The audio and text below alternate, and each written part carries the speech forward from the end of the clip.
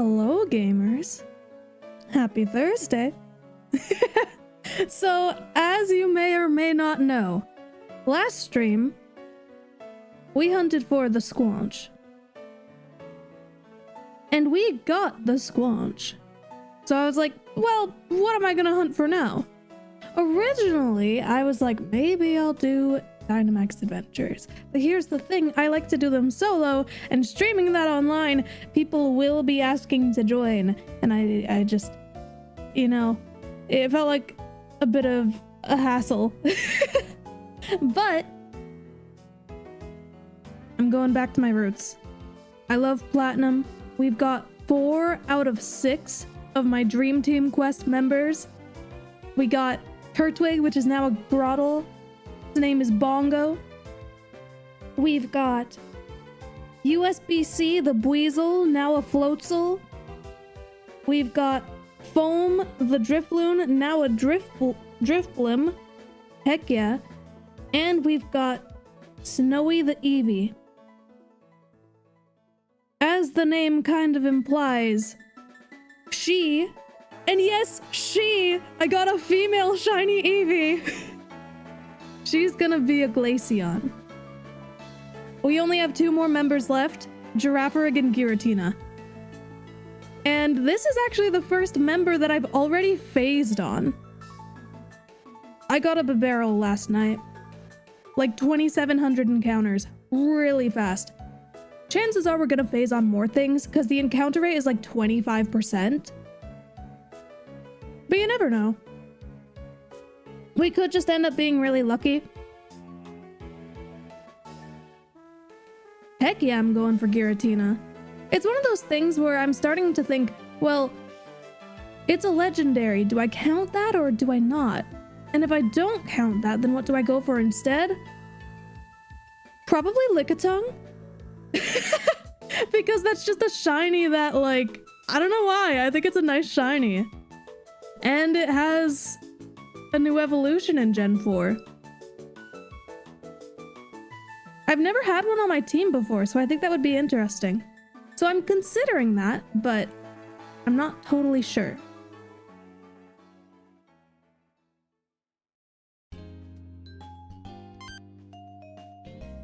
Thank you, hello there, peeps. Dude, my monitor. Okay, I'm sorry. I'm sorry for derailing this. And yeah, I'll have to figure out a name for the Girafarig, but if I can't think of anything, then I guess we'll go with Dave. I have 2 monitors, right? So like right now, and actually let me change this so that chat is on the same screen as my games.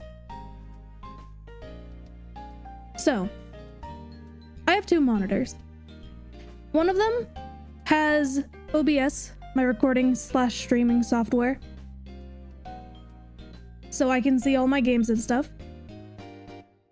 And then I have a monitor underneath that's like a really tiny one. It's supposed to be a portable monitor. It's not really supposed to be used with a PC, but I'm doing it anyways. Lo and behold, it's starting to perish. It just kind of randomly turns off and back on at times. And sometimes it really hates specific things.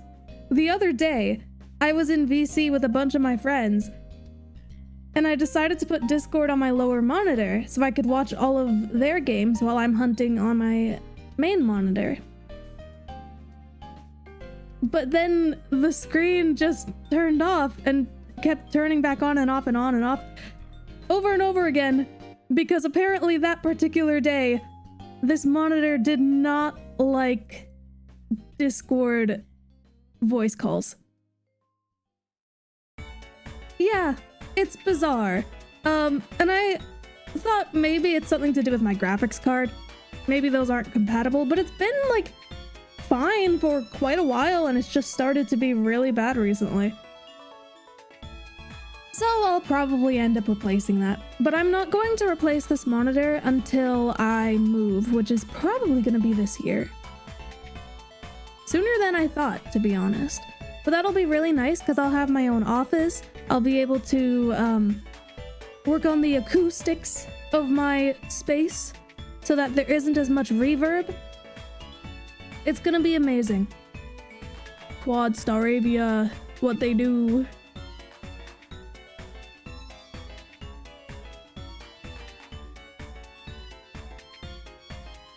Also, do you like all the Pokemon bouncing around in the top right corner? I'm still quite proud of that. I'd like to make a version of this where they actually have collision with one another, but I feel like with the amount of Pokemon, especially ones I hunt for Dustox again, the amount of Pokemon that are going to be in there is going to be a lot, so they're just going to be shaking.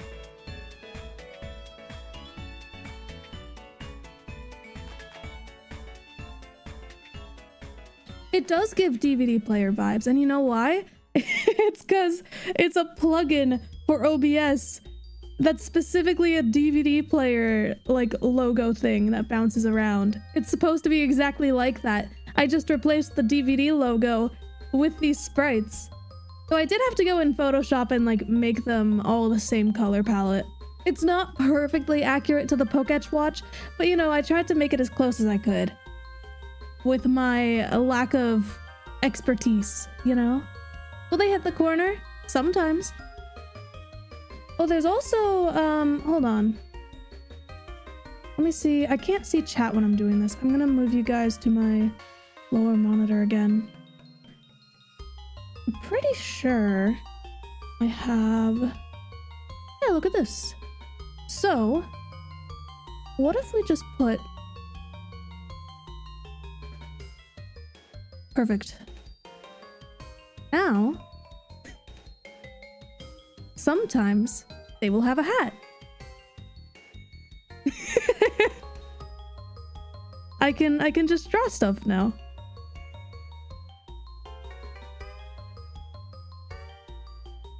I can give them hats. Staravia with the hat, what'd it do?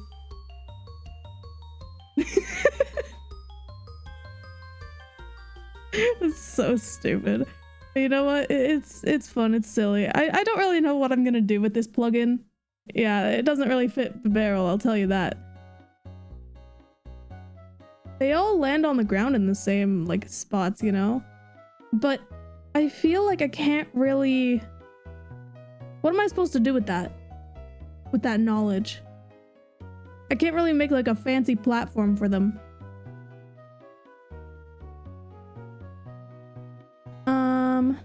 Here, hold on.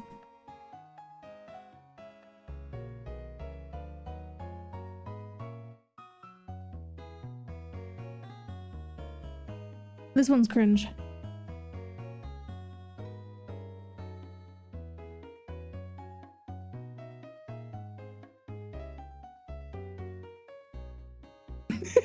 That's so stupid.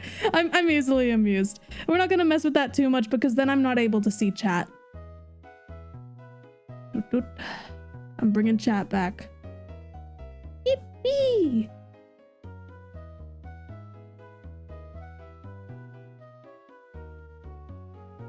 Though I should bring back the top hat in the little Poketch corner. Let me do that. We'll have a top hat here and like a crown right here. It's perfect. Beautiful. Yeah, I think that'll work. I'm not gonna mess with that too much because then the people are like, please draw everything, and I'm like, I can't. let me just enjoy my top hat and my crown, okay?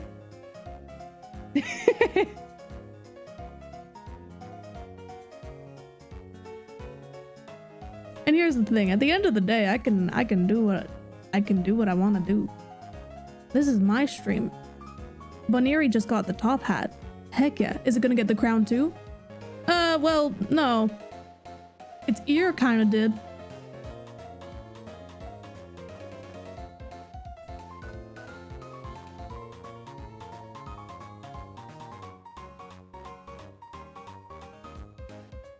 Now there are more things to look forward to. The Pokemon bouncing and hitting the corner, like that Eevee almost did.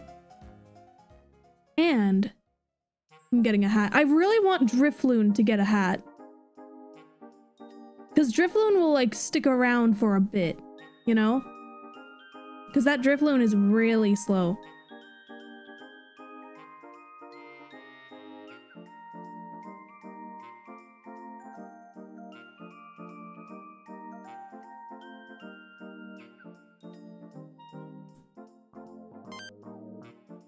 Top Hat Dave? Oh, you know what? I would love to if the character limit would allow it. These are all Japanese games, so the character limit is 5. So Dave works. Hat works.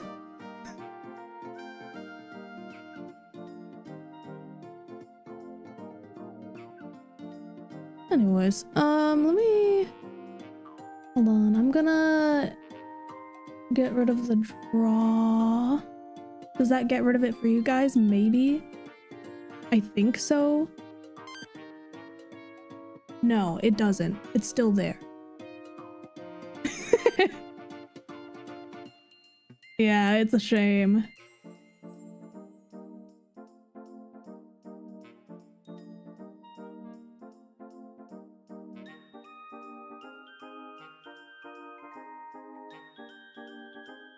Do I have the bongos in my...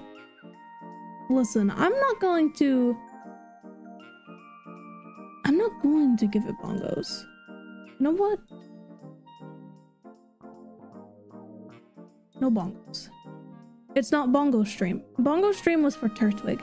Every stream is special in its own unique way.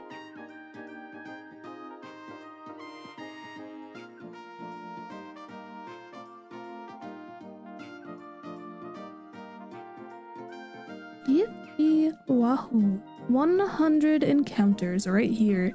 Yeah, I should mention, the way that I have things set up, I've got an auto counter. It looks for a specific screenshot that I have of the top left game. Whenever it sees the "got away safely" text, it adds 4.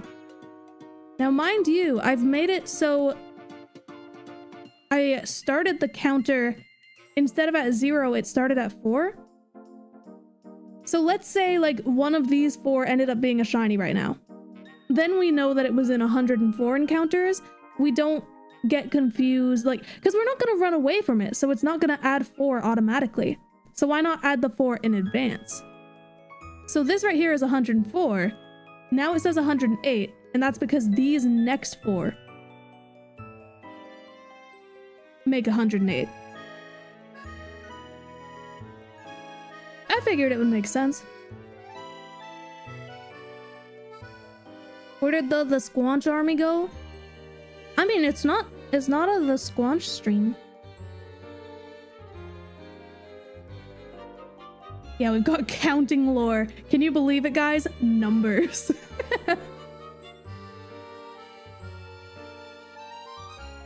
Are you doing anything to the shiny odds? No. It's still 1 in 8,192.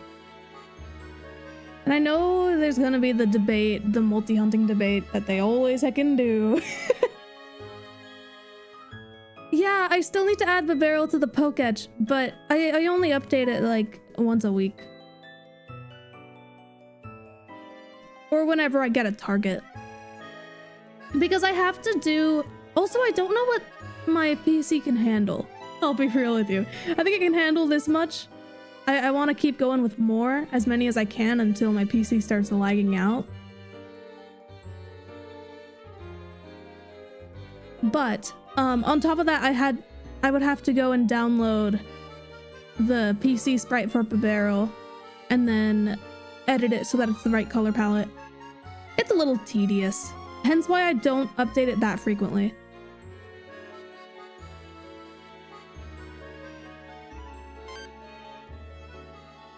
Top hat for real, for real. And thank you for the super chats. Very much appreciated. The hats aren't moving?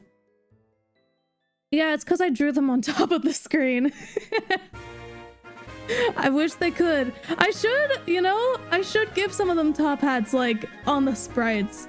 That seems like a lot of work. I could probably do it.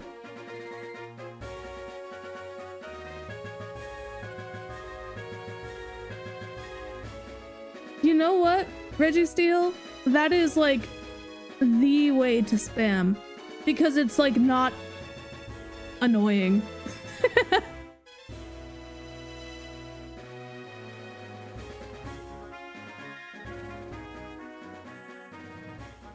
Because that's the thing, every once in a while you'll get someone in chat who just starts putting like one letter at a time and just chats every like half second, and it's like, okay, now we have to put it on slow mode so no one else does this. Yeah, I'm hoping to go to Worlds. Either way, I am gonna try to go to Anaheim.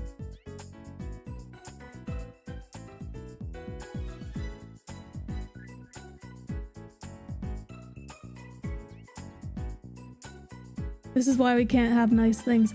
Yeah, genuinely. Here's the thing, though. Sometimes, chat, you guys are a little crazy sometimes. You can't deny it. Crazier than me. And that's saying a lot. And the thing is, at the end of the day, it's my stream, and I can just... Dude, I could ban all of you right now if I really wanted to. I'm not going to. Obviously, because that would be ridiculous.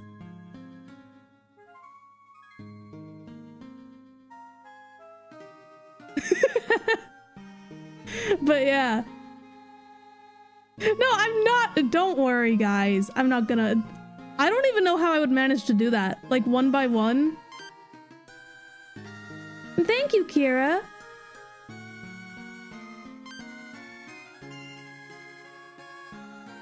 I try to be normal. Yeah, here's the thing.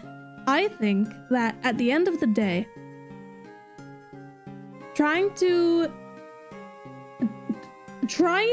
be normal is not the way to go, right? Because here's the thing. You know what? Look at, like, after the stream, look at, like, some of my really old videos. I was so shy. Just very, very shy, very cautious, very careful.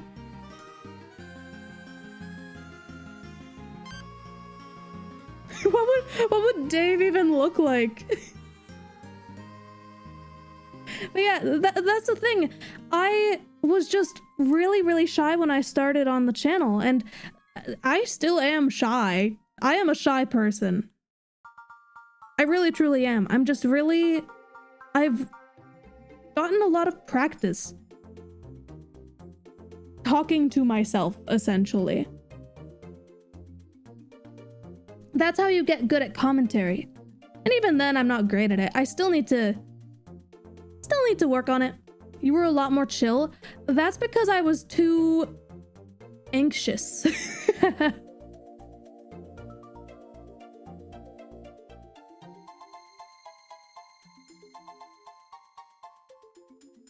But yeah, it's one of those things where it's taken a long time for me to get to the point where I'm confident enough to talk the way that I do. And even then, it's not perfect. I lose my train of thought very easily. That's one thing, that's one hurdle that I have to overcome. But it could be something where I could potentially have ADHD, so it's like, well, probably should look into that. You know. Banning everyone would be a funny April Fool's joke. Yeah, but that would take a lot of work.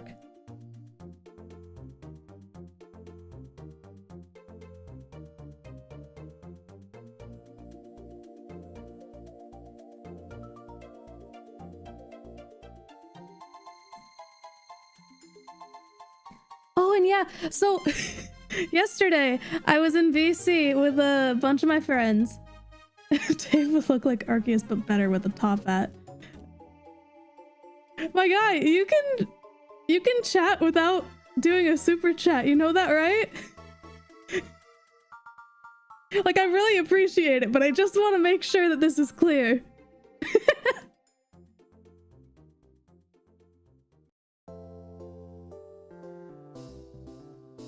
That's the thing. Like, everyone starts somewhere, right? And for some people, they're a lot more confident behind a camera and microphone and everything, like right off the bat. But there's still room for improvement. For me, I was just shy. I was just shy. And I still am, but I'm, you know, I'm working on being a little more confident behind the screen. I'm working on putting myself out there, hanging out with friends more. Hoping to do some IRL shenanigans. Incoming face reveal messages. There's always at least one face reveal every year. There always is. Not on YouTube. But there always is one somewhere.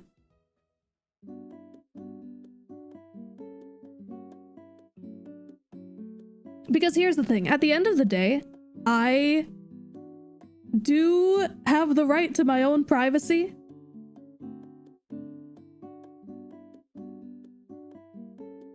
And so I kind of get to decide how it goes. If I don't show my face all the time on YouTube, then I don't show my face all the time on YouTube.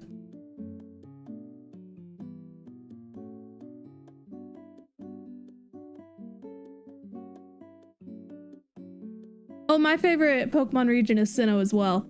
I am very biased because I love Platinum. It is my favorite Pokemon game.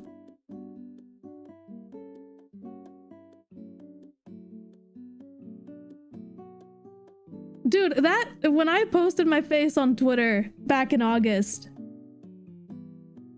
people went nuts. And I was just like, why though?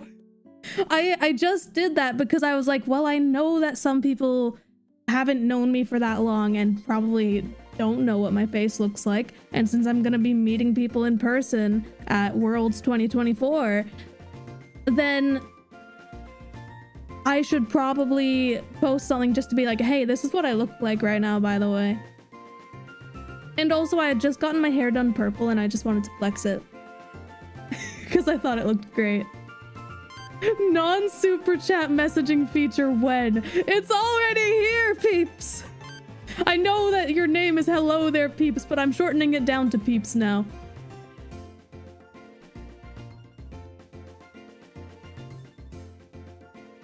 I do think it's interesting that they went with Worlds being in California 2 years in a row.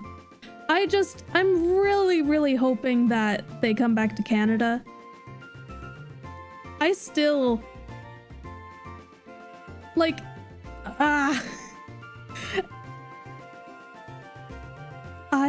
I'm still so annoyed that I was too young to go to Worlds on my own when they had it in Vancouver.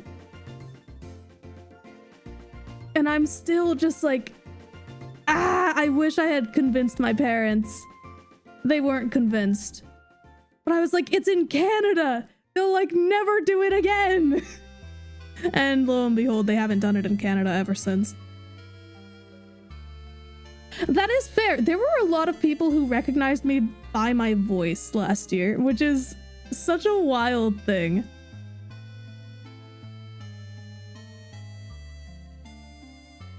And then of course there were the people who were like, there aren't a lot of people here with purple hair. So by process of elimination.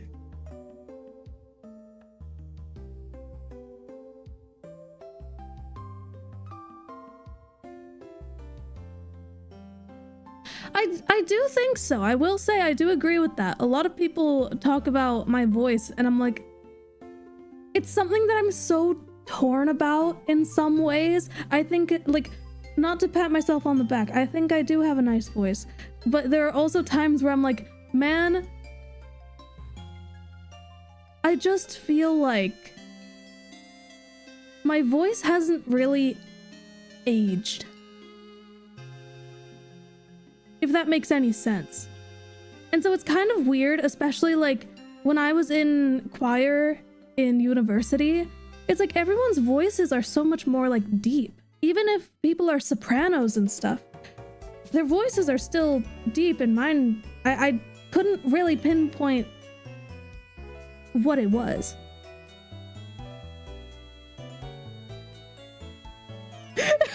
Inside the comment section, there are two wolves.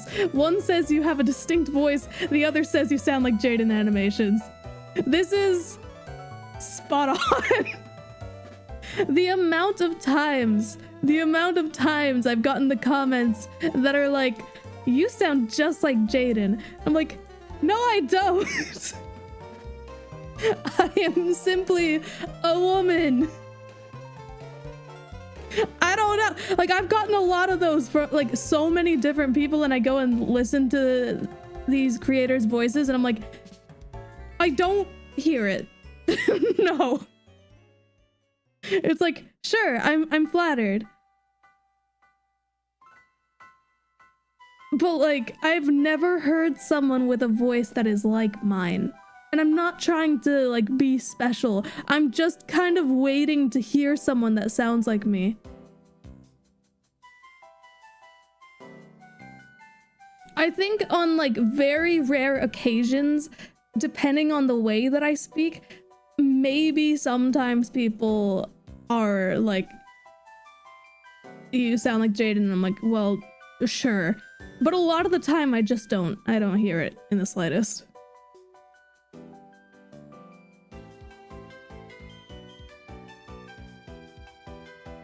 And so that's the thing, my voice doesn't go really low. I've had so many people, I've had comments before that have been like, why do you sound like that? Why are you doing a voice? I'm like, I'm not. You see, sometimes my voice is a little deeper than other times, simply because I'm already talking to people like I am right now. If I'm shiny hunting on my own in like silence, and then I find a shiny, I'm not ready to speak. Only Top Hat Dave is special. Peeps! Everyone's special! Also, please, I need to like, can I even ban you from like super chatting? I really appreciate it, but like, save your money.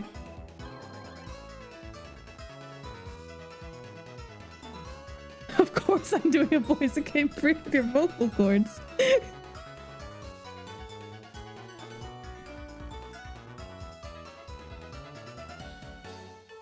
Look at all these Bibarel. Dude, I reacted more yesterday. So two big things happened yesterday. I found a shiny Bibarel, and I also found out that they made a Whooper Build-A-Bear plushie. You'll never guess which one I reacted more to.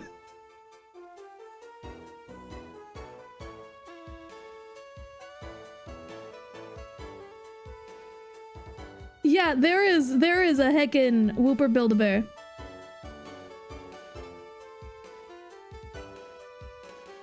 It breaks my heart that Build-A-Bear is so heckin' expensive though.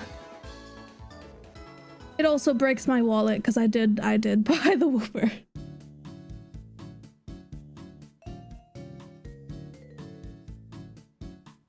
It just like, I was not expecting that at all. I felt like even though Whooper is a relatively popular Pokemon, I did not think it was on the level nor had the design to warrant getting a Build-A-Bear plushie. But they're doing it, and the online bundle, it has a heckin' pool floaty. It brings me so much joy.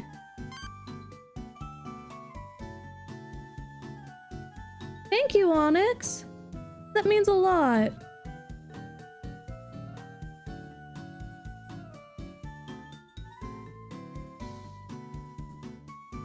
Probably have a role to play in that happening. Well, I would be so flattered if that were the case. But you gotta keep in mind, I know, okay, Just to be clear, I know I have a huge following. It's insane. That being said, YouTube and just the internet as a whole is so massive. There are people out there with like millions upon millions of subscribers that I've never heard of. And that lots of people have never heard of. Because that's simply how it is.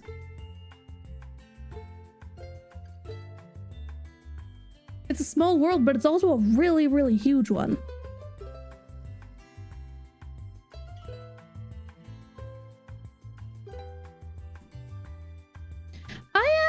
So, I don't know how to feel about the change in management for Pokemon Go. I really don't have enough information. I know that a lot of people are saying that Scopely is just like not the way to go.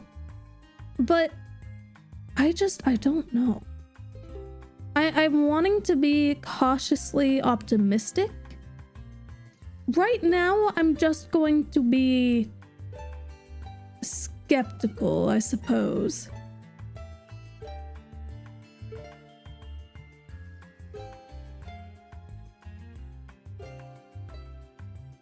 Honestly, when it comes to pancake toppings, I gotta go with just the classic syrup and butter.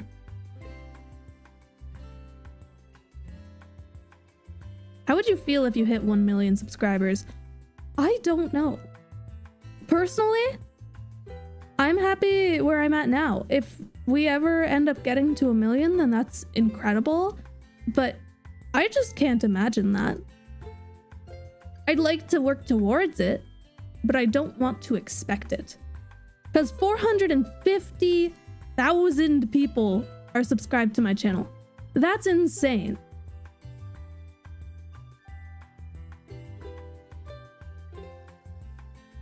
Would you judge your viewers if any of them mention they eat pancakes with nothing on them? I've done that before. I've had times where I have, like, made pancakes and then forgotten that I just didn't have any syrup. And so then you just end up having a pancake.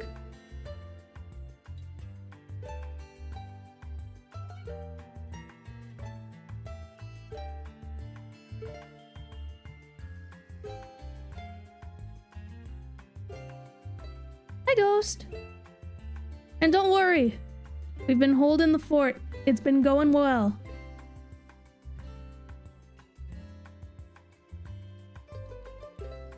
It is. It's crazy.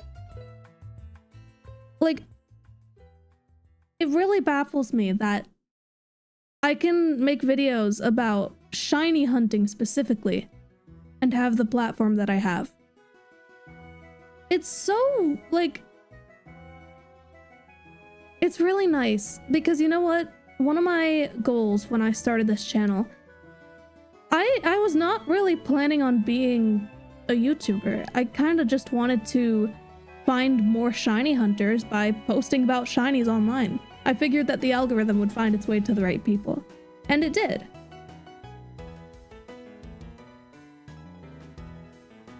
And the thing is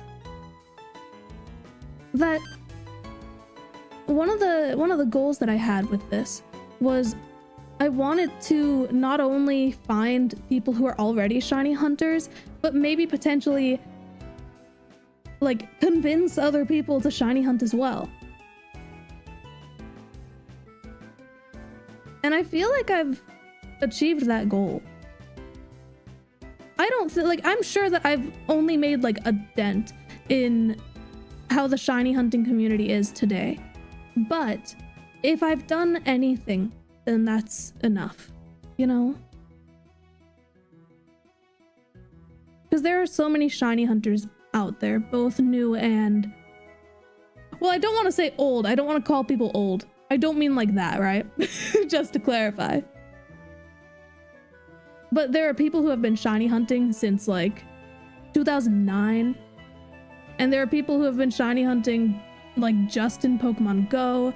There are people who started in Scarlet and Violet. And thank you, Golden King. Sorry I didn't respond earlier. I just wanted to finish what I was talking about first. But yeah, I really appreciate that. It's been almost, it's been a few weeks since I got my wisdom teeth out, so it's going pretty well. I'm able to eat food. I've been cooking a lot at home, which is really nice. I make a mean quesadilla. I don't though, it's literally just chicken and cheese. But I'm getting practice with it. I'm trying to like make the perfect one that I can, like, if I need to work, I can make it in like the toaster oven. I can have it set to air fry to make it nice and toasty.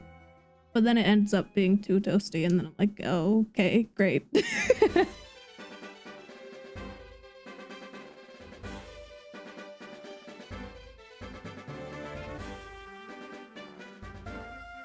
Cooking stream when? Dude, okay, this is gonna sound nuts, right?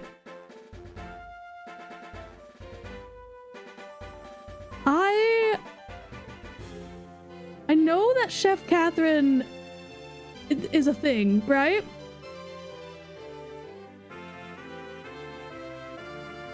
But Catherine, as in me, I don't really cook. I don't really cook much. I want to get more practice. My living space, my kitchen is not great. And so I don't really cook much in here, but I'm hoping that once I move, I'll have a nicer kitchen. So then maybe eventually I can do a cooking stream. We'll see how that goes though. I need more practice. Well, here's the thing. Chef Catherine is not a fraud. Chef Catherine is a character. I am not Chef Catherine.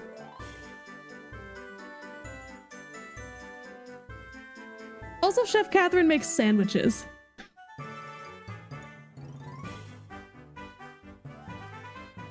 That's another thing. I would like to bring the chef back from vacation. But it's dependent on my living space. Oh, wait, that is a shiny!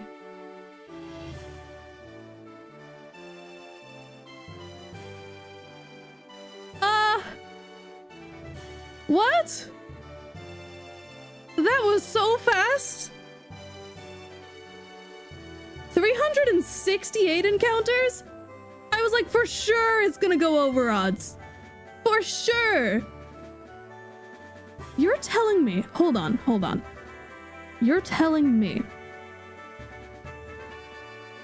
there are 3 giraffes on screen and the one Pokemon that isn't. It's shiny. Of course. Okay, cool. Nice.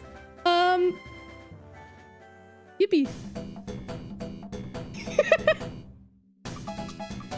Yippee!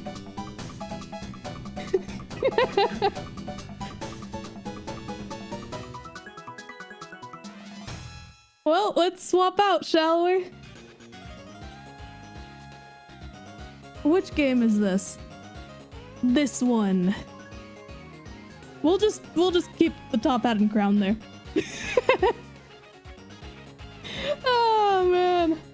Okay. Does it? I don't think it has any recoil moves, but I'm just gonna make it sleep.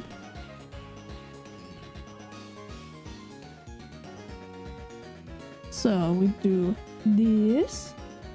And I have a solid amount of Pokeballs, so I think we'll just go with the easiest option. See if it catches, and if it doesn't, then we get to see the sparkles again. Yeah! What do I name this? Is this Dave? This might be Dave.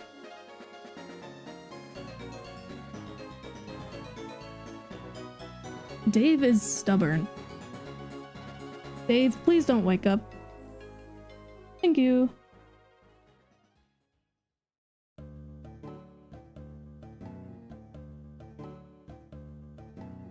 How can you read the Japanese? I don't know why I said Japanese like that. How can you read the Japanese? I can't. I'd like to learn. I'd like to study it so that I can actually read. It doesn't have takedown until level 38. That is good to know. I assume I can just false swipe it then. It is awake. I'm gonna false swipe. That didn't do much. So we'll do it one more time. Of course it has a berry. Of course it does. It's fine, it's in the yellow. We'll work with that.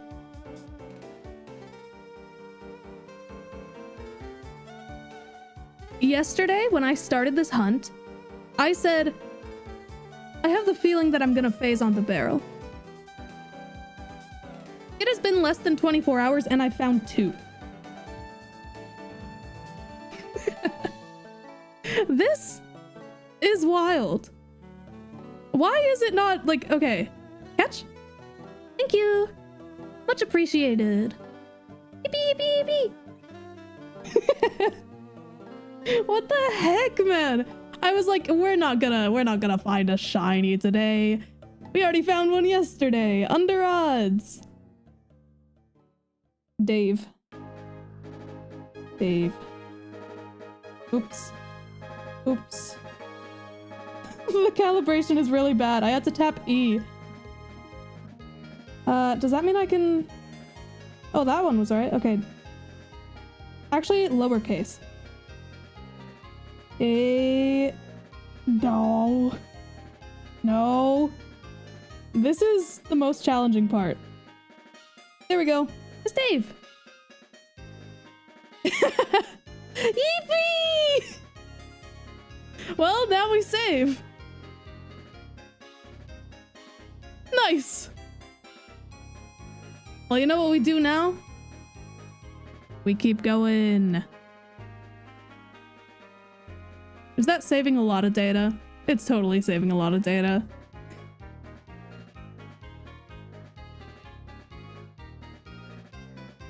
Dude, that was so fast though. Hold on, I need to make sure that I update my counter, and I don't have Dave in here. One of my games does not have a full party, I think.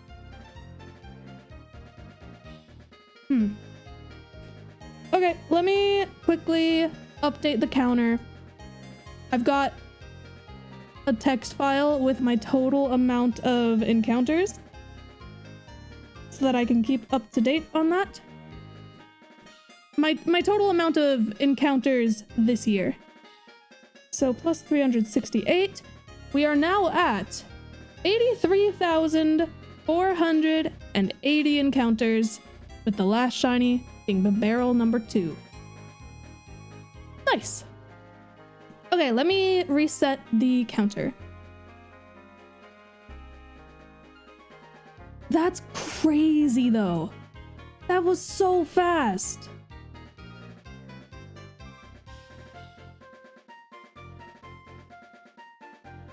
But we keep going. Let's go. Oh, I need to put it on the quad setup. Hold on. Need to run away on here, run away on here, and there we go. Back to the game. Yeah, you missed a shiny. We found a Bibarel.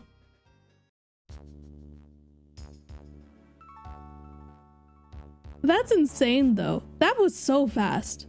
That is not my shortest phase that I've had shiny hunting this year. My shortest phase was 112, and I don't think it'll go lower than that. Do you miss Safari Week? I'll be real with you. I didn't really, like... I can't say I miss it because I didn't really do it in the first place. I tried to. I didn't find any shinies last year. I also didn't have my quad set up. Well, I had 4 DS systems, but I didn't have my special controller receivers installed into these DSs. I'm able to control all of these with one controller right now, which makes things a lot easier. Is Safari Week not happening again? No, it's like an annual thing. I highly doubt that they would miss a year. It's not my thing, of course. I didn't create that event, though I am looking into creating my own event. You know what? Those hats are kind of... The hats are kind of bugging me. Sorry. My brain is a little upset. It doesn't like seeing the... seeing it obstruct the whooper.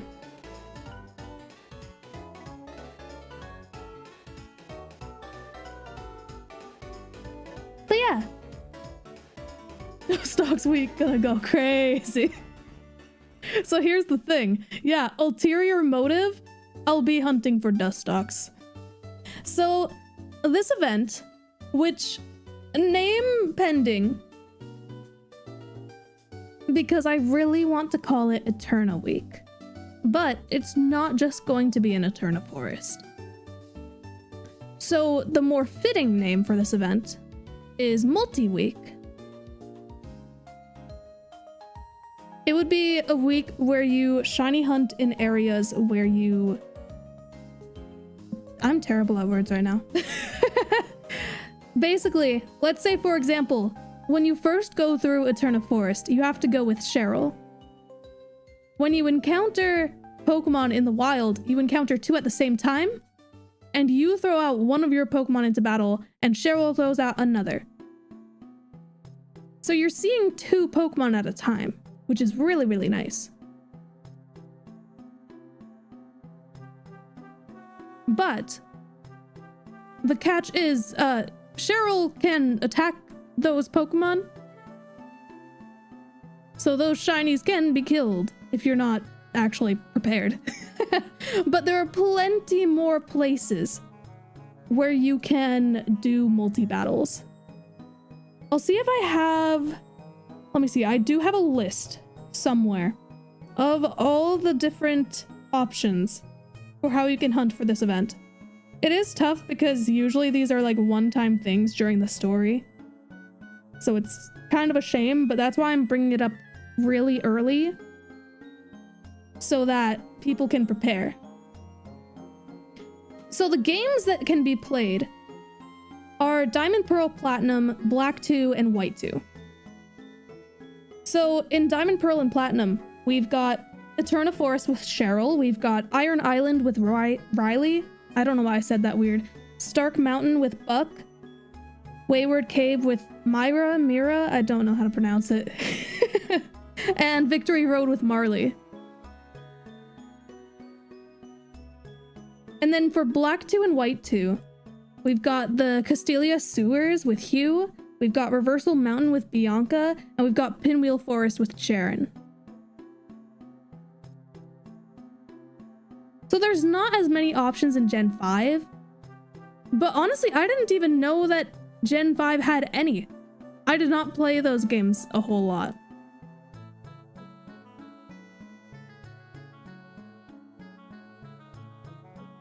And yes, Brilliant Diamond and Shining Pearl. Forgot to mention that too. Since they're remakes of Gen 4. Well, not of Gen 4, but you know what I mean. Of the Gen 4, the Sinnoh games. You can also do it in Brilliant Diamond Shining Pearl, which means that it's a lot more accessible as a result, because the odds are 1 in 4,096 instead of 8192. And it's a newer game, so it's easier to access, and you can still get digital copies on the eShop. Oh, and it also, because it's a Switch game, you can have different accounts based on like your Nintendo accounts, so you don't have to delete the save file. There was a point in time where I was like, I should do a shiny hunting event called Whooper Week, but that's so limiting. Like that would only be fun for like some of my audience, but it's supposed to be a thing for shiny hunters. That is true as well. I feel like generally speaking, used copies of Switch games are pretty cheap. Not the best, at least in Canada, but you know.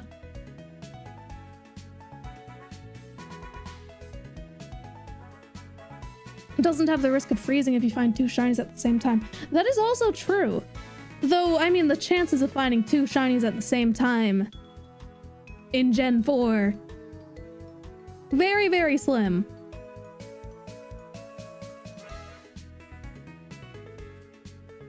Yeah, I can't say the same for mine. I think that it was like, I want to say 50 Canadian dollars for me to get a used copy of, I think it was Shining Pearl. Might have been Brilliant Diamond, actually. I don't recall. It's been a bit. I feel like I should add, I know that they're not gonna be in the Poketch today, but I feel like I should add the shiny phases that I've had. My second monitor keeps flickering. I hate this for me. Okay, Bibarel sprites. We're gonna add two Bibarel. They're both male, I believe. Not that that really matters, though there is apparently a gender difference.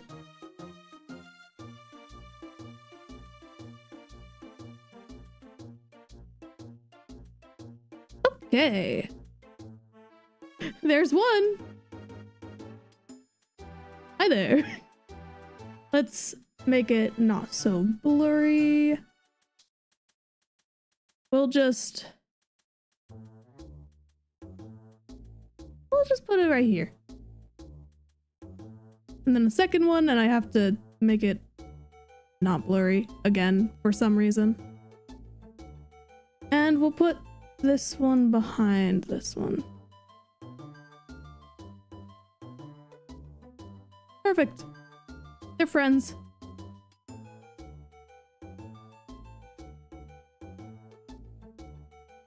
Worst ever shiny fail really depends. Most memorable ones for me are obviously, there's a reason why I'm hunting for the shiny 1% Dustox. It was my first shiny and I failed it. I caught it, but I deleted that save file. I didn't know it was shiny until after the fact. I knew that it had a red star marking though, but I didn't know that it sparkled in battle. I suppose I missed the sparkles. But the most memorable shiny fail that I've ever had, I was hunting for Poplio in Pokemon Moon, not via eggs or the Masuda method. No, I did the soft reset hunt for it to be my shiny starter. Those resets are very, very, very slow.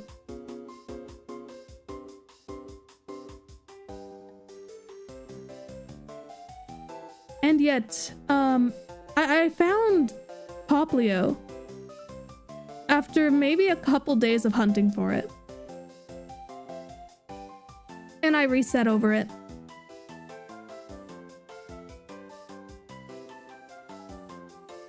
It was devastating. Because also, in case you don't know, the resets in the 3DS games, especially in Gen 7, the screen just kind of freezes for a couple seconds and then goes black.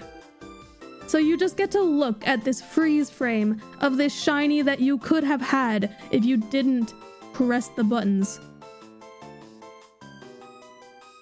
It took weeks to reclaim.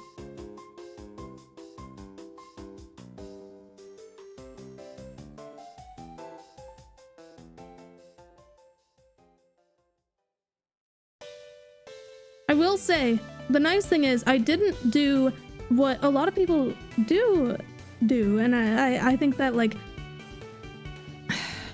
I don't know. I feel like when it comes to getting the game on the day of release and then shiny hunting for a starter, honestly, I am impressed by people who do that. I'm very impressed. Because, like, you're missing out. You're missing out on playing the game with everyone else, you know?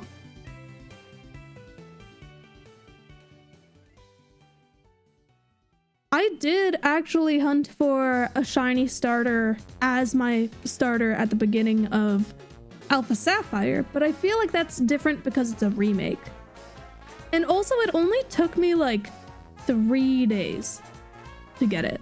Maybe only 2. I got Shiny Trico, and in the credits of Alpha Sapphire, and Omega Ruby as well, but I only had Alpha Sapphire. In the credits, it shows that starter as a shiny as well. And I think that's awesome.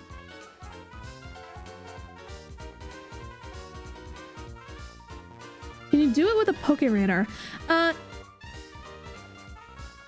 What do you mean? Are we talking about Girafarig? Are we still talking about the multi-week event? Because, no to both. Kind of. So, with multi-week, you can't use the Poke Radar in multi-battle situations.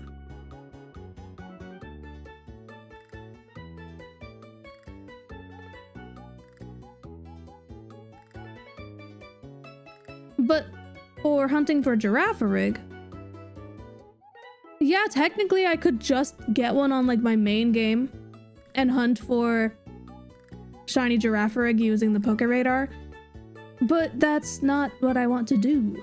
I want to do this full odds. I'm already doing it in a way that's relatively... It's easier than with one system, obviously. The encounters are faster. However, the odds of like that Girafarig on the bottom left being shiny, 1 in 8,192. The odds of an individual Pokemon being shiny is 1 in 8,192. When you add other measurements to things, yes, it is easier to multi-hunt like this.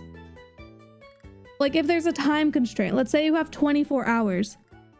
Obviously, you're more likely to find a shiny if you're using multiple devices than if you're only using one, and the shiny odds are all the same. But at the end of the day, the odds of a Pokemon being a shiny... The odds of a Pokemon being a shiny are 1 in 8,192 on these games. Also, you can't use the Poke Radar, in like, there's a lot of different terrain where you can't use the Poke Radar. It has to be in grass.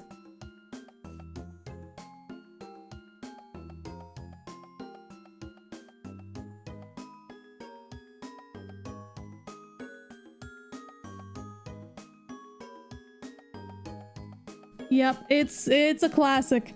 People, like, no matter what, people will, at the end of the day, say that multi-hunting is increasing the odds. When it isn't. The shiny odds stay the same, you just have more frequent encounters. It's like if you were to go on, if you were to go on Pokemon X, where the odds are 1 in 4,096, and you shiny hunted on there for 24 hours. And then you also shiny hunt full odds in Scarlet and Violet. Or let's say specifically Scarlet. The odds are the same. You play each of those for 24 hours, you know which one's more likely to find a shiny? Scarlet. Because you're seeing more Pokemon at once. The odds of a given Pokemon being shiny are still the same, though. Well, did I just pick up an item on this one? Hold on. I picked up something from the tree.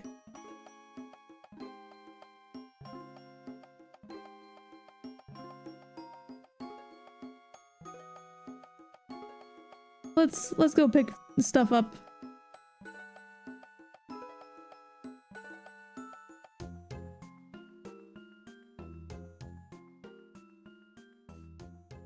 Also, can I just say, shiny Houndour would be really, really cool.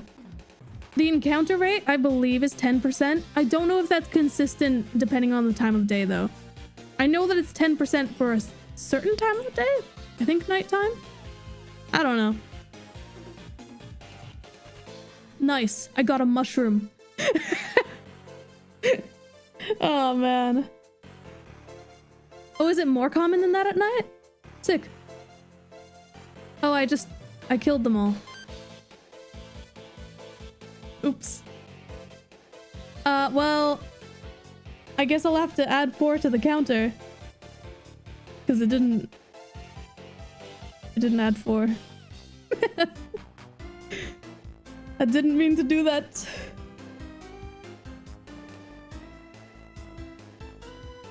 Bibarel, Bibarel, Bibarel, Bibarel.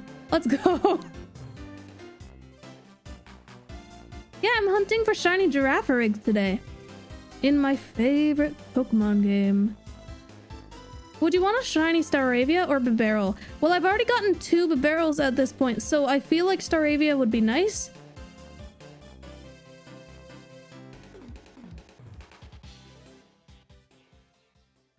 You know, if we don't get Bibarel, or if we don't get Staravia, then that's fine. Because quite frankly, I just want to find Girafarig. Though, it would be useful to have Staravia. Hear me out, hear me out. Actually, these are both good. Staravia for flying, Bibarel for like everything else. For the HMs.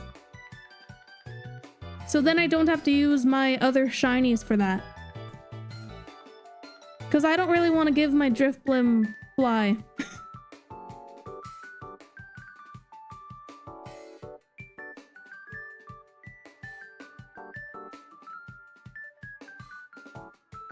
Well, no, Girafarig's number 1, Houndour is number 2, then probably Staravia, then Bibarel, because we already have 2 of them.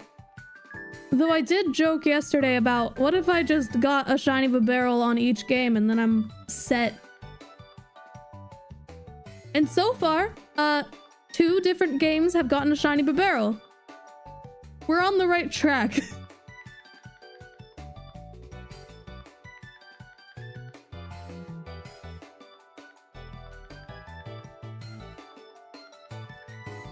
Nah, this is still giraffe stream.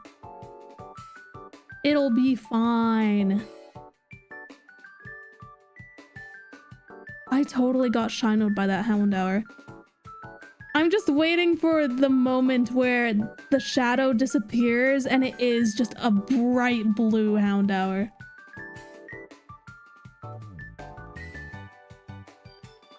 I would be so happy.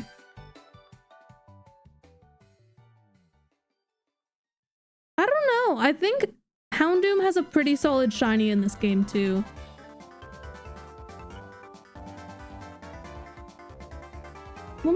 I think one of these games, the bike switched gears. I don't know. It's hard to tell, especially when I'm getting encounters so quickly. Because yeah, there's a reason why I've got Machamp in the front of each of my parties. Because each of them have the ability No Guard. No Guard increases the chance of you finding a Pokemon in the wild. So, if you use the bike and you're going through grass with a Pokemon with hold back in the front, it's really quick. 3% Ambipom. Good luck. That's... I say that. Just first off, I hope that didn't come off as rude, because that's not what I mean. I mean, good luck. That is a struggle. 233 Ambipom? Oh, like regular ones, yeah. Oh, that's kind of... I mean, you're roughly on the right track with the amount of Ambipom that you've seen. So you're not doing too shabby. I feel like it's going to be, if it's 3%, I'm gonna say that it's gonna be phase. That's tough. Phase 26. If I'm right, then that's insane. If I'm not, it's not the end of the world. Personally, the only 1% shiny hunt I've done, but it's far from finished, is 1% Dustox. Will I go for any more 1% after that? I mean, maybe. Oh, and also, I guess 3-segment to Dunsparce does count. Family of 3 Mousehold does count as well. Sort of.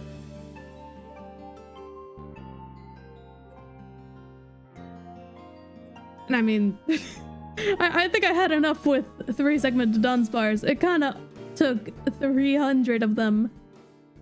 I know that Piffle, my 3-segment to Dunsparce, was marked as number 299, but that's because I didn't count this one Dunsparce that I got on my Pokemon Violet badge quest. So technically, that would be, Piffle would be number 300, like on the dot. But I think 299 is cooler for some reason. I have gotten over 300 Dunsparce shiny. Because I also got a bunch in Gen 4. Because in Gen 4, they didn't really have an encryption constant, which is what determines if Dunsparce will be a 3-segment or not. And so the encryption constant, like when you transfer it to a future game, is kind of determined by the nature and the ability. So if you had the right nature and ability combo, it was a 50% chance that you had a 3-segment to Dunsparce on your hands. And thank you, Chris. Yeah, that actually was my first soft reset hunt that I ever did, was soft reset hunting for shiny Fennekin in Pokemon X. Luckily, like I mentioned earlier, I don't really do a whole lot of, I only really do starter reset hunts on my first playthrough if it's a remake. So I did that with Alpha Sapphire and I did that with Brilliant Diamond.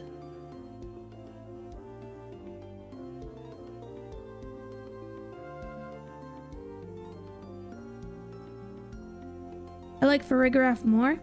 You know, it's each their own. Quite frankly, I like both Girafarig and Farigiraf, but I don't know how I would rank them.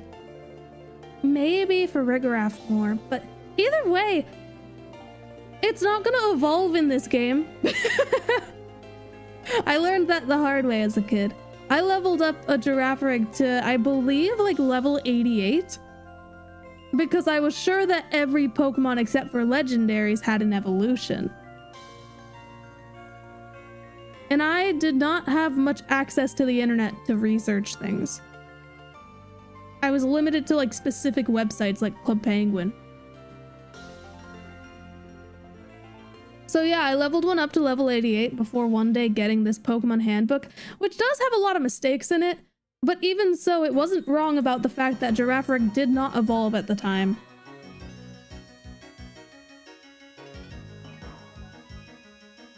Club Penguin was nice. I miss it. I do have, like every Club Penguin video game. I'm pretty sure they only made 3.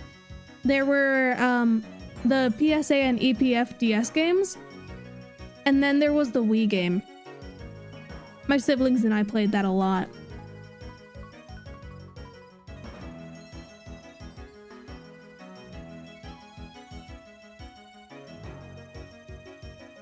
I had like 2 Club Penguin accounts. I don't remember what the first one is, so I like know the password, but I don't know the username. I think it was like Sunday and then a bunch of numbers, but I don't know what those numbers are. And then the account that I stuck with for the longest was, do I share? Do I even share? Because what if one day they bring back Club Penguin and I'm like, I want the same handle as before. No, I'll share. It was Piplup3904.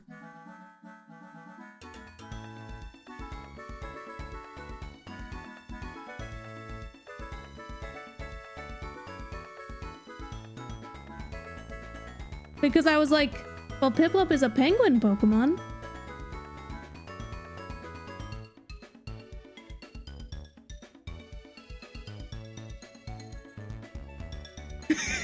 Everyone take Piplup. People are just gonna start showing up in chat with the exact same name of Piplup3904. You know someone's gonna do it. A big YouTuber was mean to you? Huh?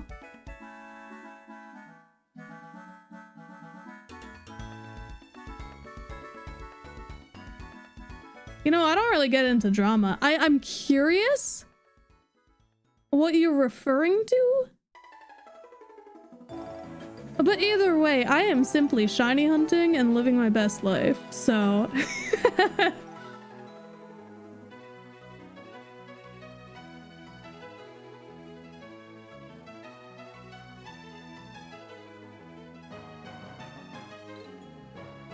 Given that everybody was being squanch yesterday, specifically the squanch, the squanch 3904, dude, that's entirely possible.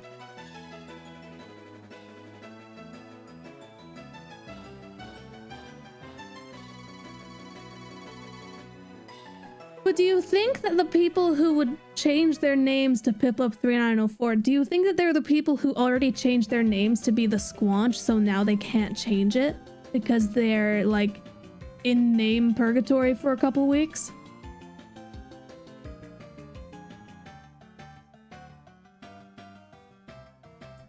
Oh, no worries, it happens. Sometimes people forget the Squanch's first name, but never the second first name.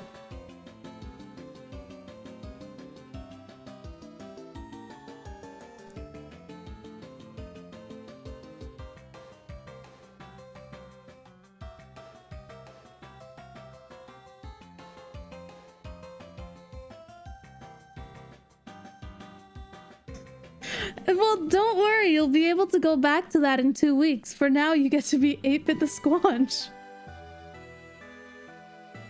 How do you get the counter to go up in real time?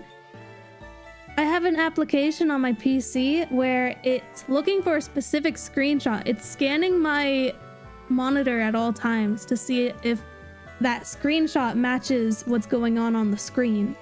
So the screenshot that I used is of the game in the top left. The got away safely text. And so when it sees that, it adds 4 to the counter.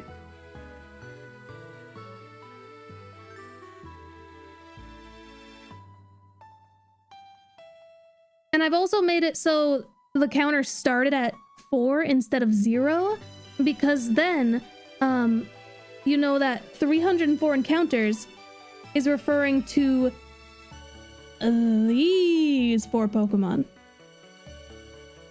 In case I find a shiny. Which I did, so... Yippee! It's very nice when it works. That is very true.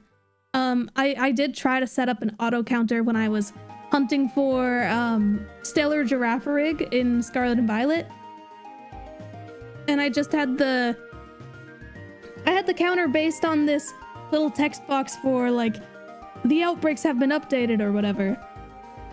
But because that text box is translucent and you can see stuff in the background, that means that it's not always going to match. It depends on the time of day in the game. So if I took a screenshot of it during the daytime, then if it ends up being nighttime when I launch the game, it just won't add to the counter. So I think with Stellar Girafarig, which I will be hunting for again hopefully soon, I just have to do a manual counter.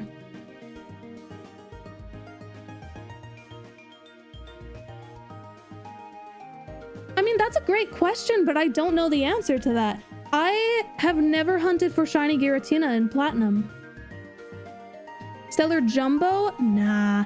The thing is, like, there's the possibility that I could get a Jumbo Girafarig, because the Stellar Girafarig in the Indigo Disc DLC, I believe is, like, it is a static encounter, which means that there are some things that are going to be the same about it. And one of those things, one of those characteristics is that it's going to be larger than average. It's like how the Pyroar on Pride Rock has a very high chance of being Jumbo.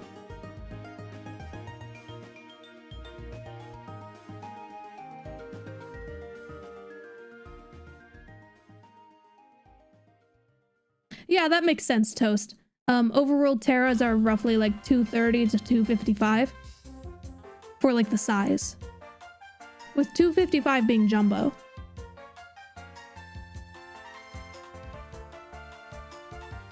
Right? Unless I'm getting that wrong and it goes to 256. I don't know why I would, but you know.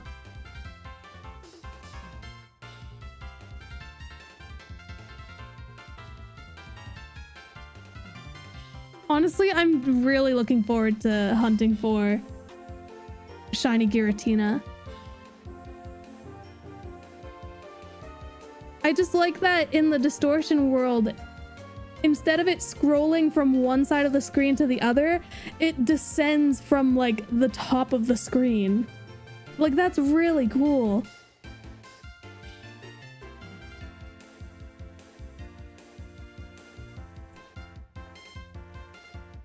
Someone made the Squanch 3904? Oh, someone did!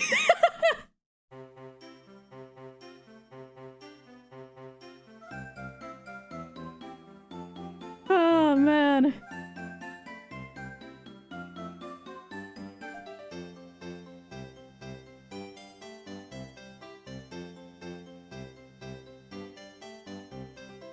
See, I think it feels so full circle hearing that people have been inspired by me to shiny hunt, you know?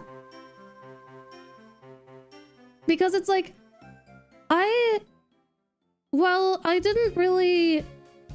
The reasoning for me starting a YouTube channel was not necessarily because I was inspired by others, but the thing to inspire me to get into shiny hunting was seeing other people shiny hunt online. And so it's interesting that I had that experience of being inspired by other creators to shiny hunt, and now people are being inspired by me to shiny hunt. It's so weird. It's so strange.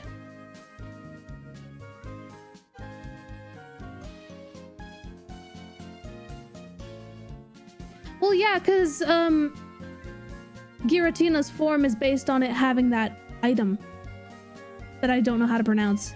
I always pronounced it Grisis orb, but I think that it's like Grisius? I have no idea. I've heard a lot of different pronunciations. It's the orb. Or I think in Gen 9 they changed it to the core.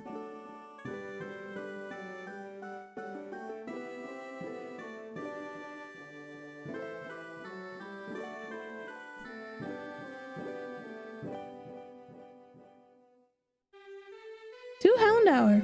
Nice. Very epic.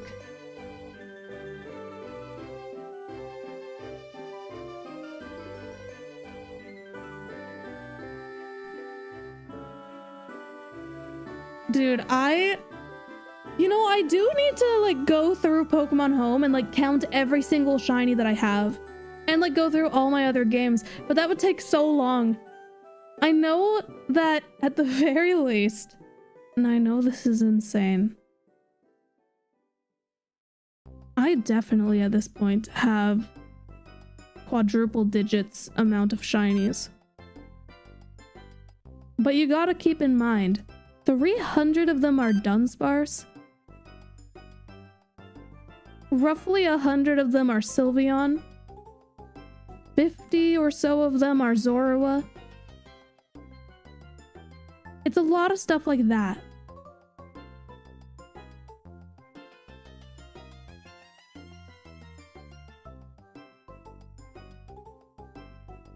And Scarlet and Violet is just kind of nuts, you know?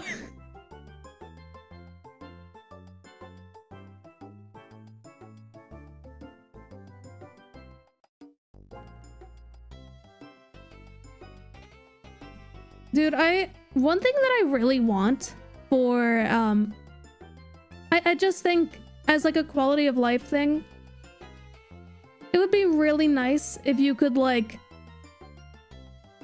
activate the shiny charm, you know? Instead of always having it going. Because, like, for example, if I want to do a shiny hunting, like a full-on shiny hunting race, I have to, like, set up a new save file for Scarlet, for example. Or even worse, Legends Arceus. I think that the way that they did things is interesting, but if you're wanting to do some full-on shiny hunting, it's not so great. It is actually a challenge to get to the point where you've beaten the main story without getting any Pokédex entries to 10. Because if you get to 10 points on any Pokédex entry, that given Pokemon has an increased chance of being shiny. It's no longer full odds.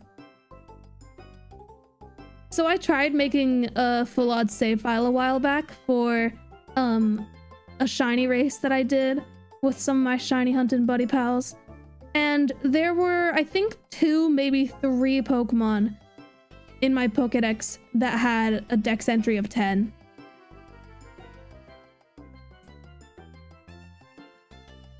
And that is true. I didn't even consider that I didn't have to complete the whole game. I didn't have to do that.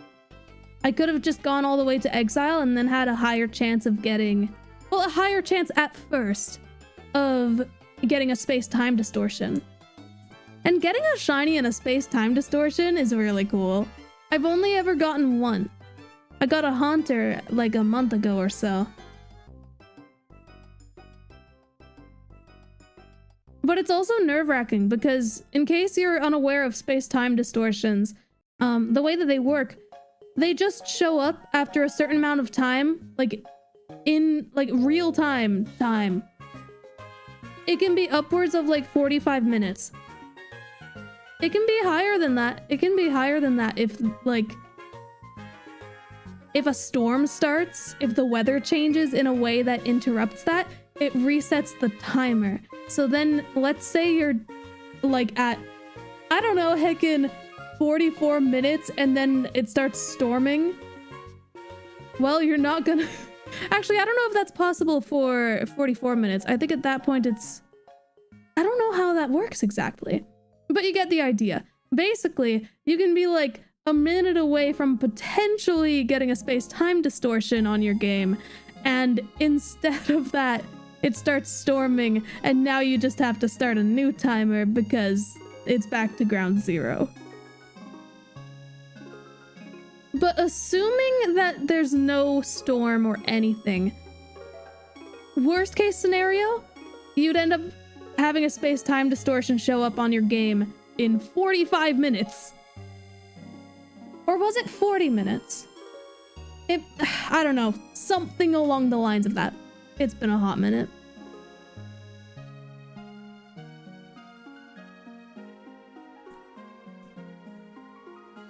But yeah, so it took me quite a while. I was basically doing resets for Shiny Eevee on Platinum while having my Switch game just running in the background until I get a notification on the game that's like, space-time distortion is forming. And you can't just, when it starts to form, you can't just save and quit the game and launch it again and have it still be there. No, if you quit the game, then it's gone. No matter what, even if you saved. That also means you can't save scum a shiny.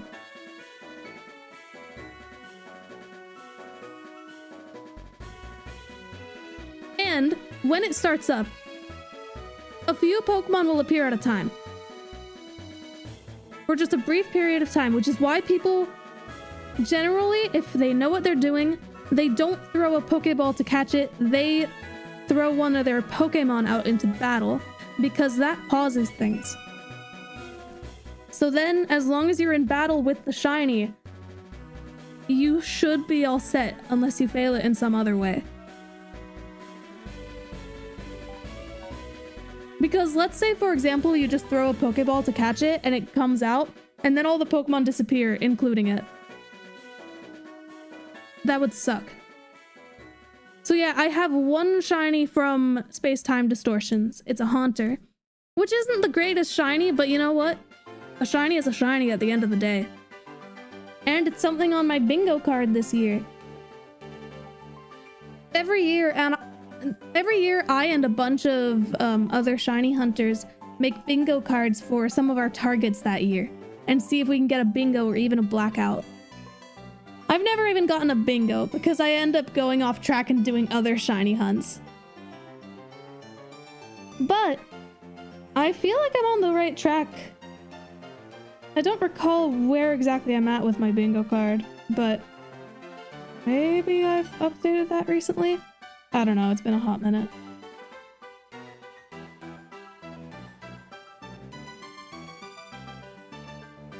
But like, I think right now my best bet for getting a bingo... let me get this game in. There we go.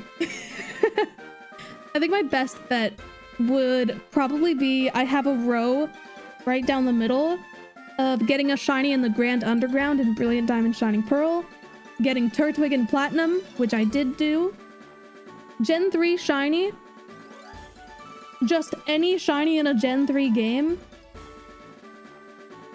Gen 4, specifically Platinum, Girafarig, which we're literally hunting for right now, and then Darkrai in Brilliant Diamond.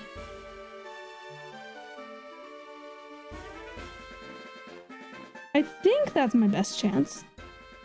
Unless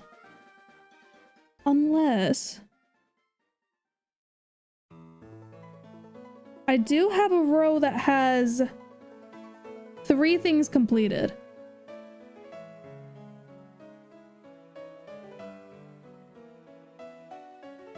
I have Space-Time Distortion, I don't have Giratina, Gen 3 Shiny, I don't have, I do have Wooper in Platinum, and Alpha the Squanch. So, either way, I think I'm getting a bingo this year. As long as I don't get sidetracked. And yeah, I'm counting Fire Red as Gen 3 as well. Basically, GBA game.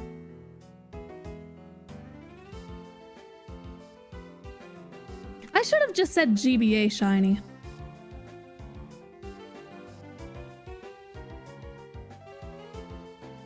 You got another Apom?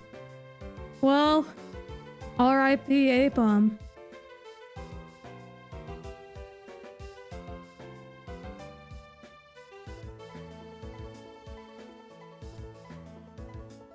Here's the thing, it's still only March. There is plenty of time to get those bingo cards done.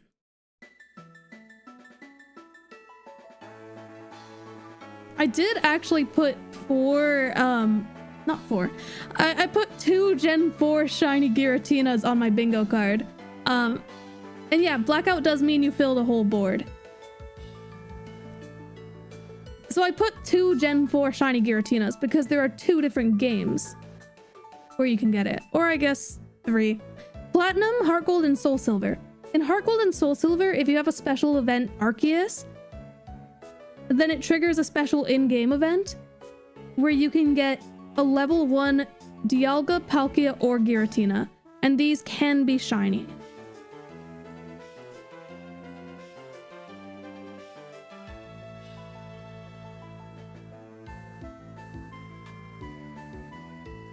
What does the yellow color mean for outbreaks? That means that it's one of the special event outbreaks.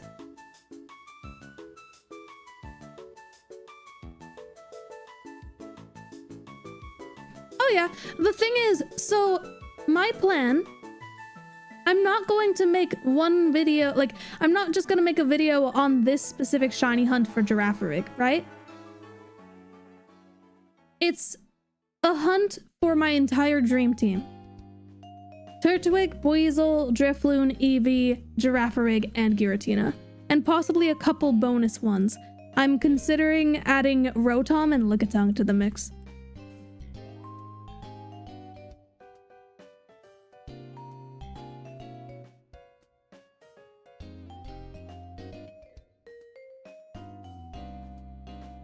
Yeah, I don't think have there been any event outbreaks where it just doesn't have any boosts?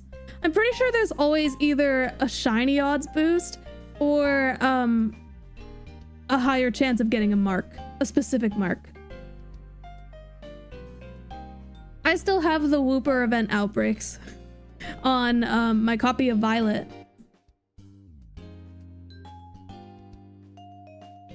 Funnily enough, I made 2 bingo cards. There's the bingo card that I was just talking about, and then there's one where there's 1 square, and it's just the 1% Dustox. Because I think that can be its own entire bingo card. Considering that it's a 1 in 819,200 chance. I think it's justified. Because if I get it this year, then that's crazy.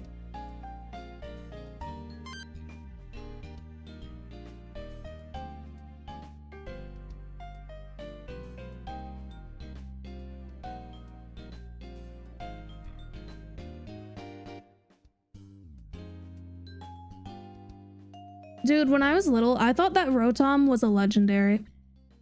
Though to be fair, it does play the legendary theme when you encounter it in Gen 4.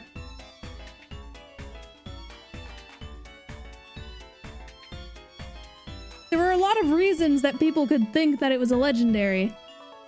And I think it's justified. I thought that about Zorua as well. So, you know why though? Because why would they make it so that the only way, let's say you can't connect to any other people's games, right? Let's say you want to get Zorua. The only way to get it in Black and White, before Black and White 2 came out, the only way to get it was if you got that special event Gen 4 Celebi and transferred it over, and that would trigger an event where you get a Zorua. And it's shiny locked, because of course it is.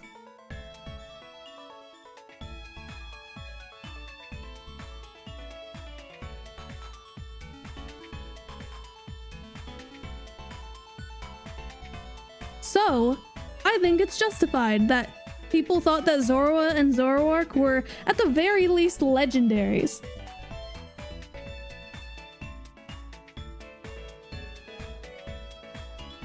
And yeah, unfortunately, I didn't do the Shiny Beasts event. My parents didn't really let me do any of the local Pokemon events at GameStop or EB Games. And mainly because they thought that it would require a purchase. Or, if it didn't require a purchase, we were still in a store that I would want to buy stuff from, and they didn't want to do that. Yep. Oh, I'm aware, because I had been to EB Games before they changed it to GameStop Canada. It's only been GameStop Canada for like a couple of years. Not even, actually. Hasn't been that long.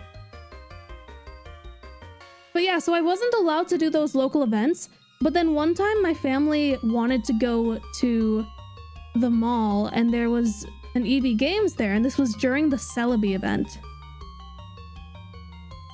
They said no to doing the event. I was like, okay. Brought my DS with me anyways. Just had it just a little bit open so I was still playing my game. We walked by the EB Games and I tried connecting and it worked. I got the Celebi, and since it had saved and I had obtained it, I was like, I got it! I no longer had to keep it secret because it's too late. They can't do anything about it. And then one of my siblings was like, I want the Celebi. And so my parents were like, fine. And so we turned back around and they got Celebi as well. I'm still proud of that.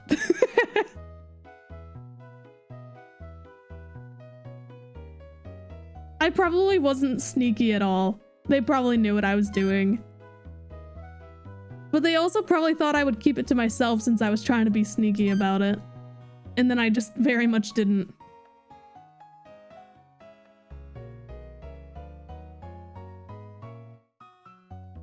Well, I wouldn't call it paranoid parenting. They were good at their stuff. I'll be real with you. It was really just they knew that I would go into an EB Games and buy everything or beg for everything, you know? So they just didn't want to have to set foot there, you know? But I think when they realized I literally just wanted the Celebi, they were just like, yeah, whatever. Because, then like a few years later, I ended up moving, and there was like an EB Games pretty close by, and I was just like, I can do all the events now. And lo and behold, they let me. So I got a lot of the anniversary mythicals a while back. You know, when they had the Arceus one where it talked about the Azure Flute when that had never been officially revealed ever at that point. How is pausing on a live even possible? Yeah, it's kind of weird. But I don't know exactly how it works on Twitch. But the thing is, YouTube is kind of interesting because let's say you missed out on a shiny, like some of you did, because I did find a shiny Bibarel today. You can just look back and check the stream as it's going right now, and then scroll back to the front and it's live again. Unlike Twitch, where you have to wait until the person's done streaming to actually look at the VOD.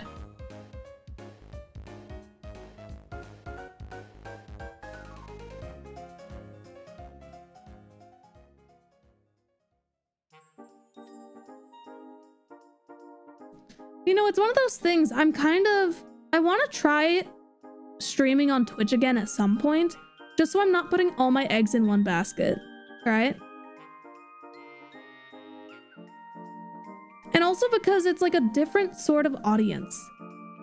Obviously, I don't want to like, I don't know the word. I wouldn't say alienate. I don't want to like abandon my audience, you know? But I also feel like it's nice to have a bit of separation to where there are more, I don't know, shiny hunters like myself in stream.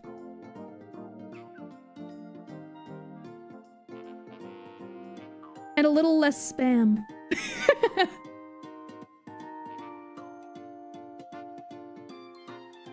Because here's the thing, at the end of the day, guys, I'm an adult. So I'm not gonna really put up with a lot of brain rot.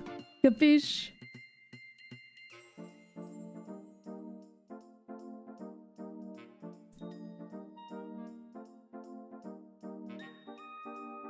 Quad giraffes. Nice.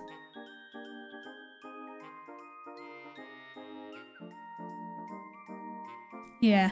It's kinda, I do have to make sure that there's more stuff for channel members though, if I do end up switching to Twitch. Just because I know that there's a lot of, like, well, I need to add more emotes. I do need to add more emotes. But, I feel like there's a lot more silliness to happen for members in streams. Member only streams, probably not. I'll be real with you. It really depends. I want to test things out.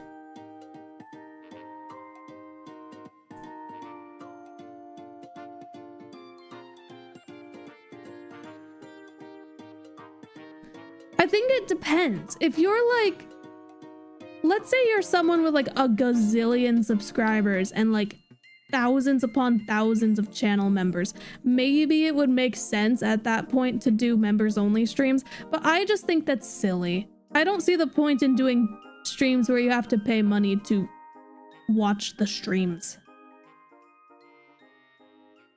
Member exclusive videos? Maybe, sure.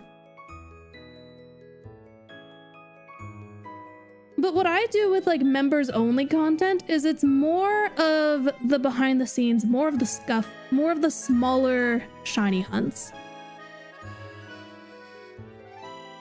My next video is probably going to be the hunt for the Squanch.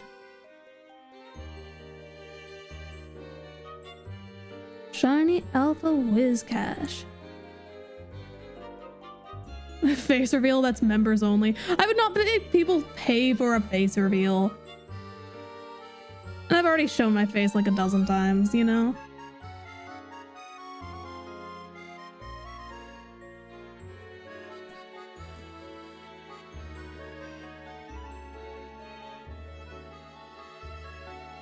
The Squanch is about to take over YouTube.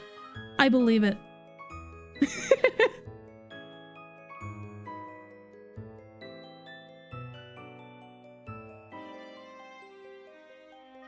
That is true. If that's the thing. That's why I still can't do like super secret stuff for members only, because people will just take screenshots. Not everyone is going to respect the exclusivity or the privacy of it. Well, let's not take over other people's channels. Guys, I'm gonna be real with you.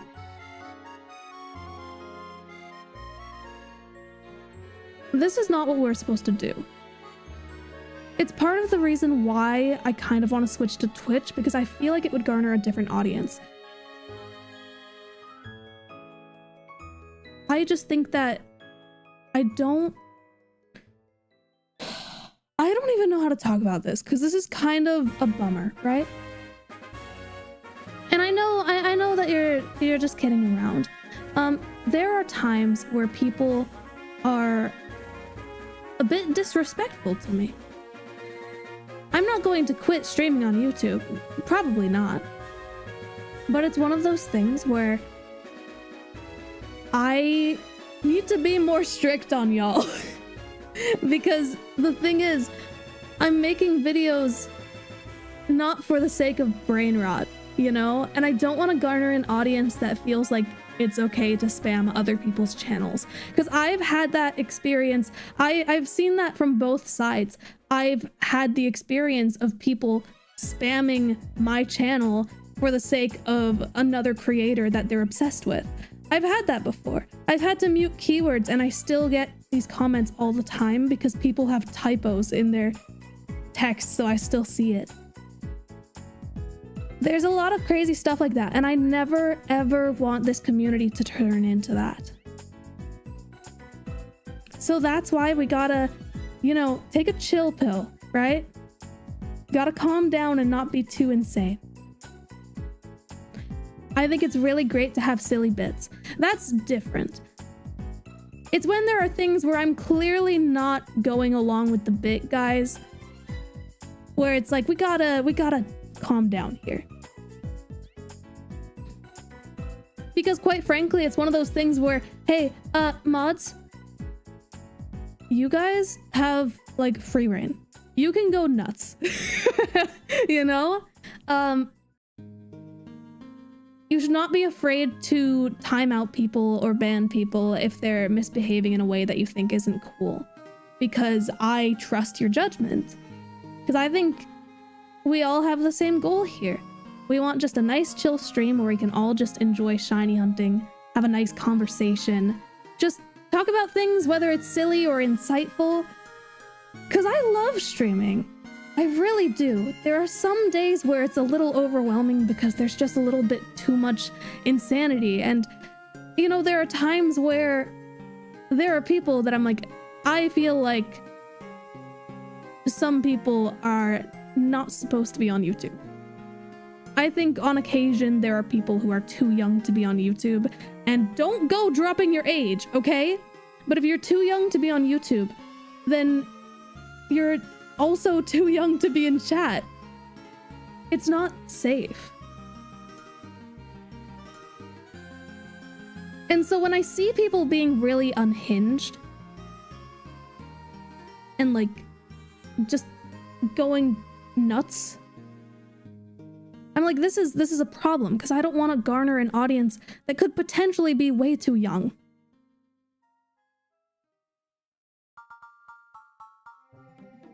Sorry to go on this like pretty serious tangent, but I hope you guys understand what I mean by this. I am an adult. I'm in like my mid-20s. And so it's something where I'm not really the kind of person to just... I'm not interested in Skibbity Toilet, okay? You know?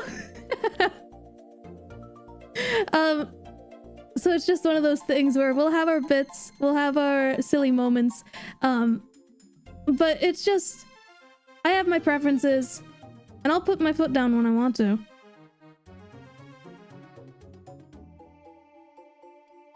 Because here's the thing, at the end of the day, the stream should feel like a stream. And that's exactly it! My target demographic is not children. The vast majority of my viewers are adults. There are, of course, kids who are at least old enough to be on YouTube who watch my channel, but there are also kids who you can tell sometimes when it's a kid using their parents' account, which I have a lot of thoughts on that, because that's just, I mean, generally speaking, that's just not good. That's not safe. Yes, my channel is generally very family friendly, and I'm glad in some ways. I just don't want to have things go to the wrong audience. It's also, yeah, to be honest, it's part of why I quit YouTube Shorts. Because YouTube Shorts very clearly go to a younger audience. YouTube really wants to push my stuff to a younger audience to the point where they marked like 6 of my YouTube Shorts, both new ones and old ones, to made for kids in the span of like 2 weeks. Like every other day, I was getting some sort of notice. And that's exactly it. There's a difference between family friendly and kid friendly.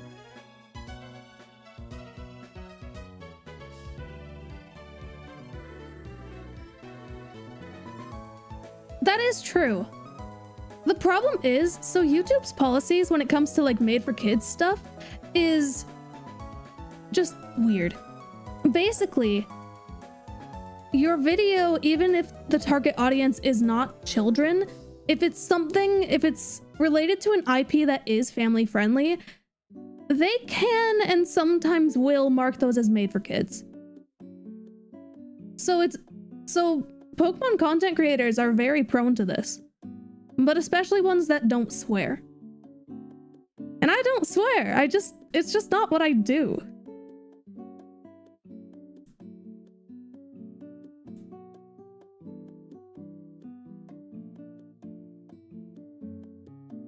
I mean, here's the thing. People of all ages watch YouTube Shorts. Personally, I actually don't really watch Shorts. I watch TikTok. And not a whole lot, to be honest. I've always loved long-form videos a lot more than short-form. Not just because there's like an art to making videos, especially long-form ones. They're very special to me. Short-form ones can be fun, but I feel like they're not as sentimental. I love storytelling.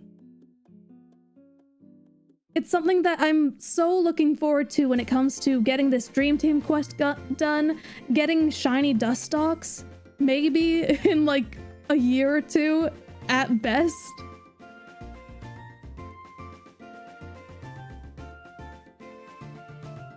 I just really love long form videos.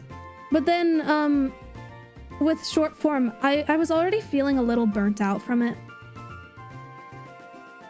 And,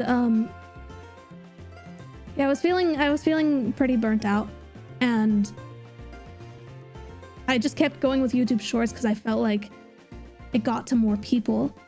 But then it got to a point where it's like, I did that video and the short series where I was hunting for Pokemon of each type based on suggestions from the comments.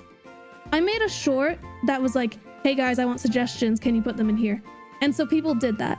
And then when the series came up, I put pinned comments on all of them, being like, hey, these were pre-recorded, the requests were already completed, And people still not only commented requests, but they also replied to that specific pinned comment with requests.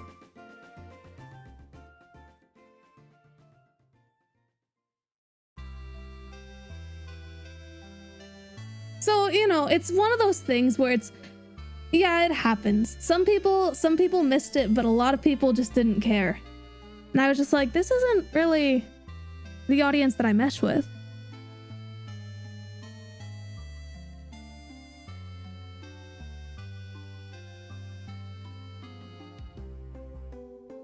And yeah, the thing is, so here's the thing. My channel is totally for just all ages that are allowed to be on YouTube.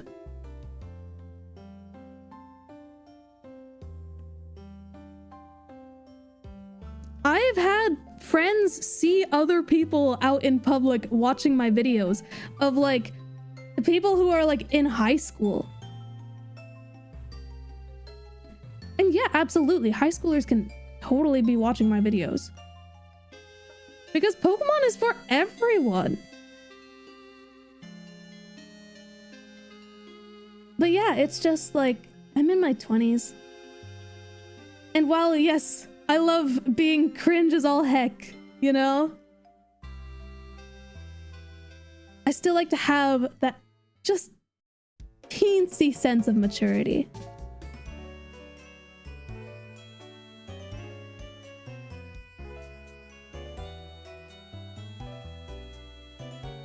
People will bully people for anything. I'm really, it makes me feel awful that you're getting bullied for that. People will just find reasons to poke fun at anyone. And once you get out of like, once you graduate high school, if you're in high school or whatever, it's really nice. You know?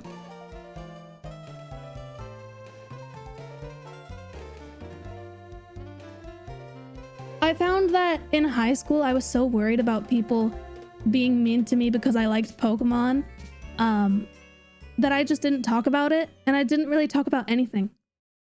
I was kind of just like a person. I was simply there. But once I got into university, I started to just not care about what other people think and just do my own thing. Started going to local game stores, chatting with people working there, nerding out about the most random stuff. Started posting all these Pokemon videos. It's something where as soon as you embrace the fact that, yeah, some of the things that you might enjoy are a little silly or unconventional, but you're still a person who deserves to feel loved and appreciated and respected.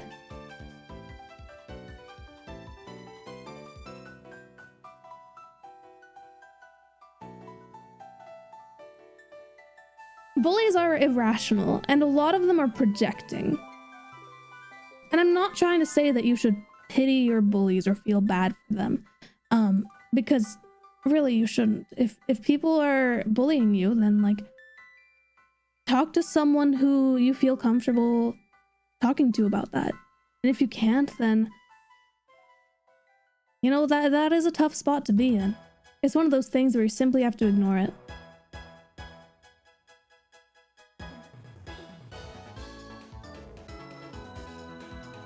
Because I absolutely dealt with bullies as a kid. Are you a therapist now? No. Quite frankly, I need one. I just have a lot of experience of helping people out in tough times. Because I think it's important to be there for people. I know that I don't, like, it's obviously not my job to help people out and give advice, whatever. I'm no professional, and quite frankly, if you need some sort of help with like your mental health, please look for a professional. Not a gamer in their 20s hunting for a Pokemon with different colored pixels.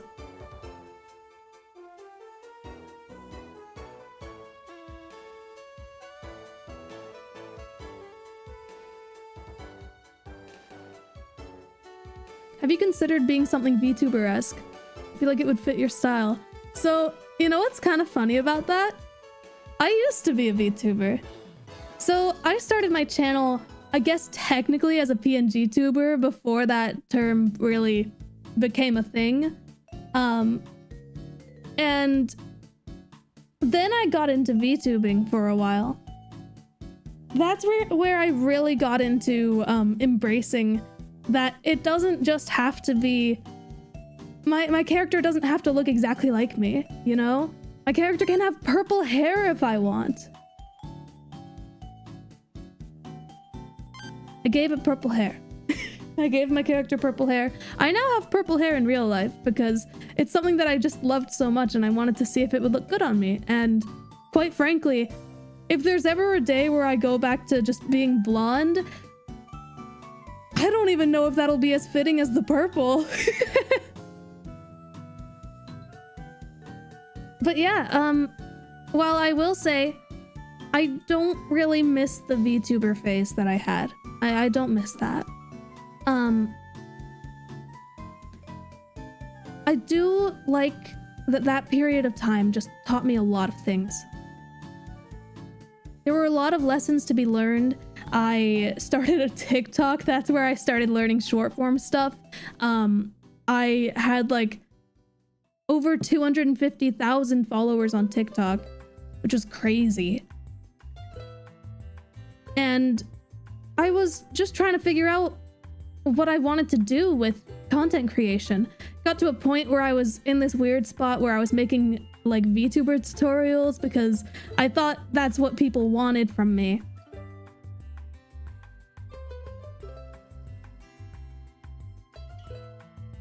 And so I was just doing what people wanted from me, and that wasn't good for my mental health.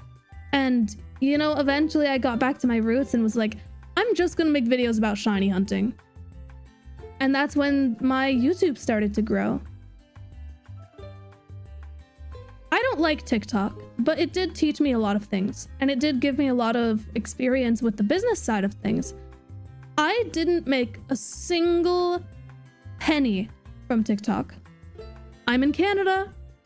They don't pay Canadians. Maybe they do for like live streams, but I never live streamed on TikTok.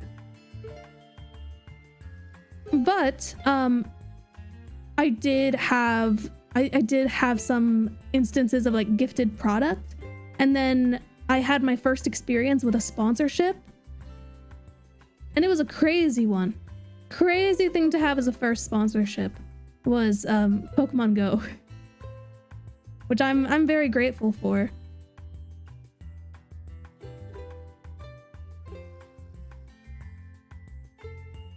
But yeah, I have a lot of gripes with TikTok. I eventually just kind of abandoned it.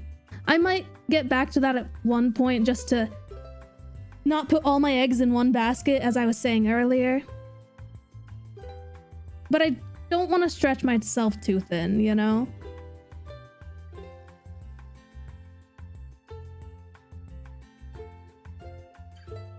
Yeah, that was a wild first sponsorship, I will say. Like, that's a crazy one for a first. I was like bouncing off the walls over that.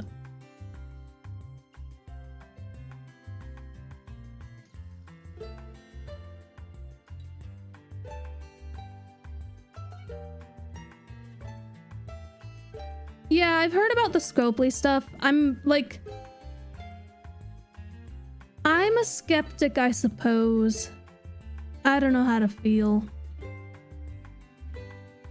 I'm just, you know, we really gotta wait and see what happens to Pokemon Go. I'm hoping for the best, but also not getting my hopes up.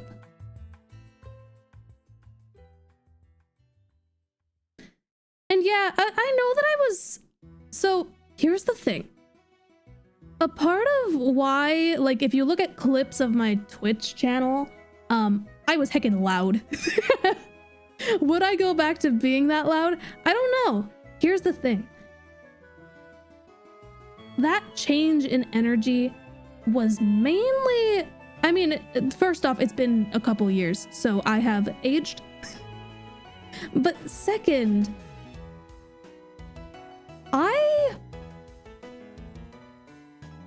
was in a living space where I felt comfortable being cringe.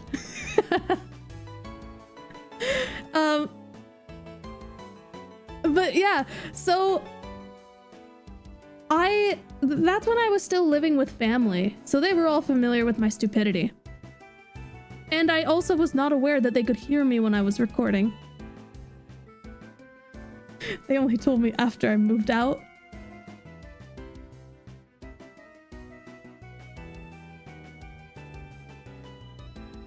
So that was great. And so when I moved out, it's like I've got landlords like directly above me, so I don't want to be insane, you know?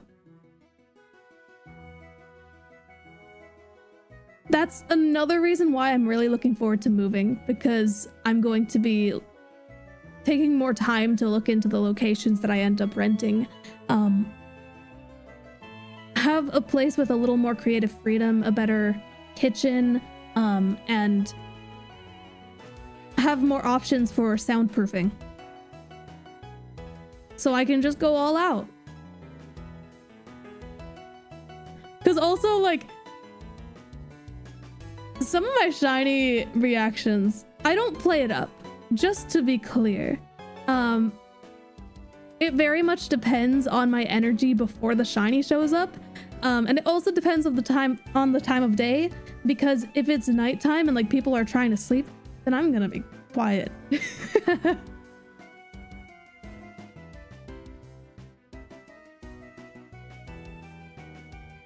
Here's the thing. I don't know yet, Meta Champion. I don't know where. But I'm not going to drop that information. I deserve to have my own privacy, and especially on the internet, it's something where I have to be very careful about my safety and security.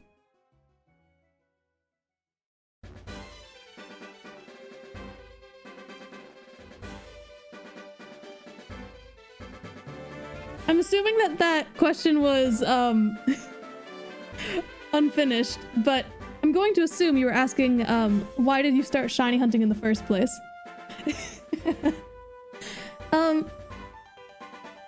But yeah, basically, I just, you know what? I think that, it's hard to pinpoint it, because I found 2 shinies, I believe. 2 shinies that I know for sure I saw. A couple that I remember vaguely, but it's too vague for me to really know. But, despite finding those 2 shinies, that's not what inspired me to shiny hunt. I'm pretty sure that it was when X and Y came out, because I didn't get those on day 1. But that was my first time having any sort of social media during the time of a Pokemon game launch. I had Instagram, and there were a lot of people talking about how the shiny odds are twice as good now. And suddenly I had this like fear of missing out. Major FOMO. I kept checking hashtag shiny Pokemon on Instagram, seeing all these shinies that people were finding, and I was like, I want to get a shiny. And then I ended up finding my first shiny in the Friend Safari. It was a Bergmite. I didn't even know that the odds were boosted at the time. I just wanted to check out the Pokemon that were in my Friend Safaris.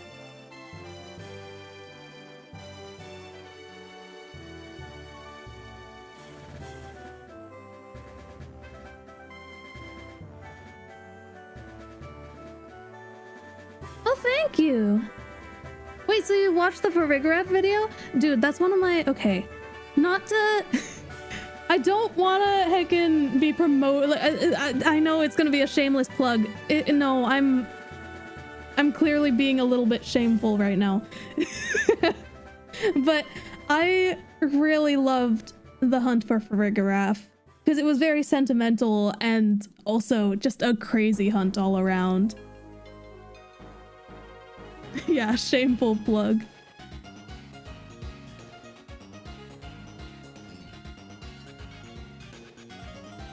Japanese copies are faster. It's not necessarily the reason why I'm using them. They're cheaper to get. You're less likely to end up getting a fake cartridge as well if you buy Japanese ones. There are still fakes out there of like every language, but it's not as bad as the English games, both in price and the chance of you getting a fake one.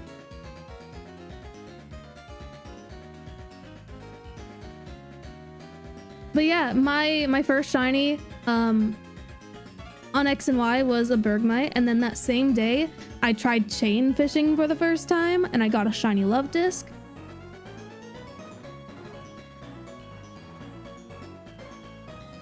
And then from there I just started doing a lot of shiny hunting in the Friend Safari. I really wanted to get a shiny female Eevee to evolve into a Sylveon. And so I got it, I think it was New Year's 2014. New Year's Day, I believe. Yeah.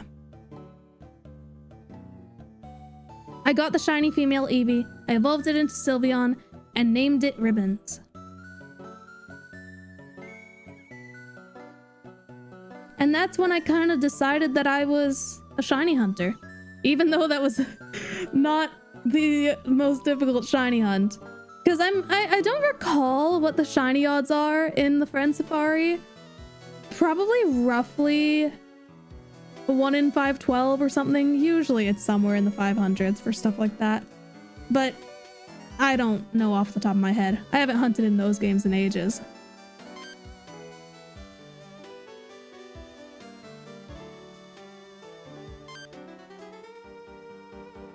But yeah, don't forget to check in the description if your questions have already been asked. Just FYI. Because sometimes if a question isn't answered, it's because it's been answered.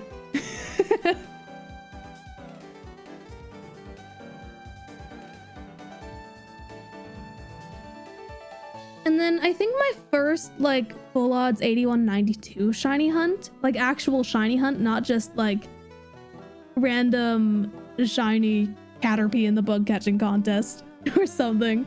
I got Chikorita as my starter in a playthrough of Heart Gold. I was calling it a soft reset quest or something. I only got 2 shinies in that soft reset quest before I stopped. I got Chikorita and Sudowoodo.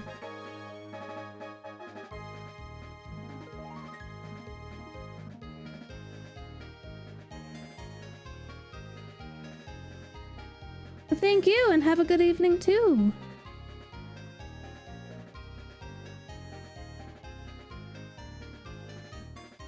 One of my friends actually found a random shiny Tentacool one time. They were on their way to, I believe, if I recall correctly, it's the Seafoam Islands. Is that what it's called? They wanted to get Articuno.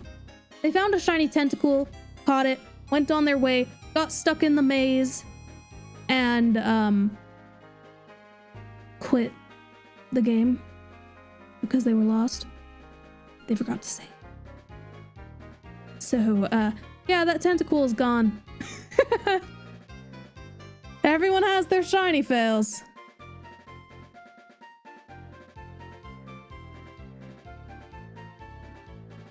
Little did I know at the time, me over here back in like 2011 or something, thinking that I had never failed a shiny before, when in reality I already had.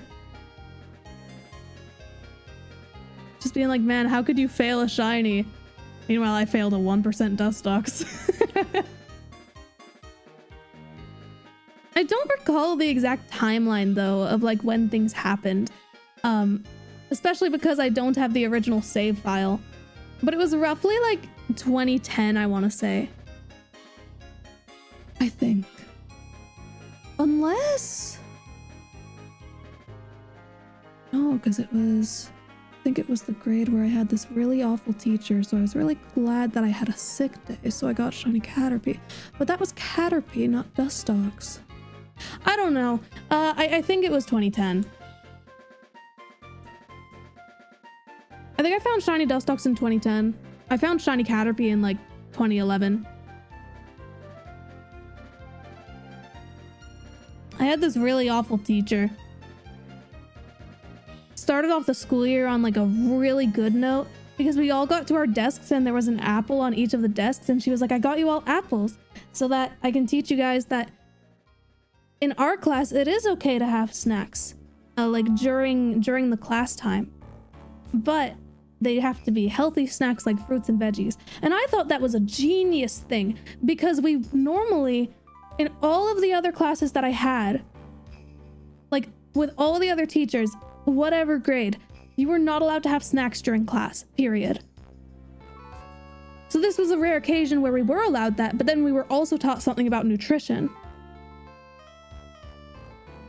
So like, off to a really, really good start. And then for the rest of the school year, she was just a jerk.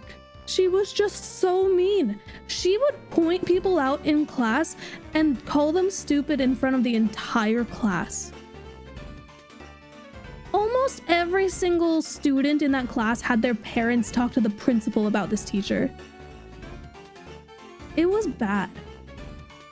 One time we had a tennis unit, and this was during like major mosquito season. And so, you know, you had to have your bug spray and everything, but whatever, I'm going off on a tangent here. I tripped over something after our first tennis class and really hurt my elbow. I thought it was broken. It was not. But either way, we had to wait for the x-rays for a couple days because we didn't go to the hospital. And so in the meantime, I had to wear a sling until they had the answer. So normally at this school, the rule was if you're not able to participate in gym, then you get to go into the other class of that grade and just listen to their class.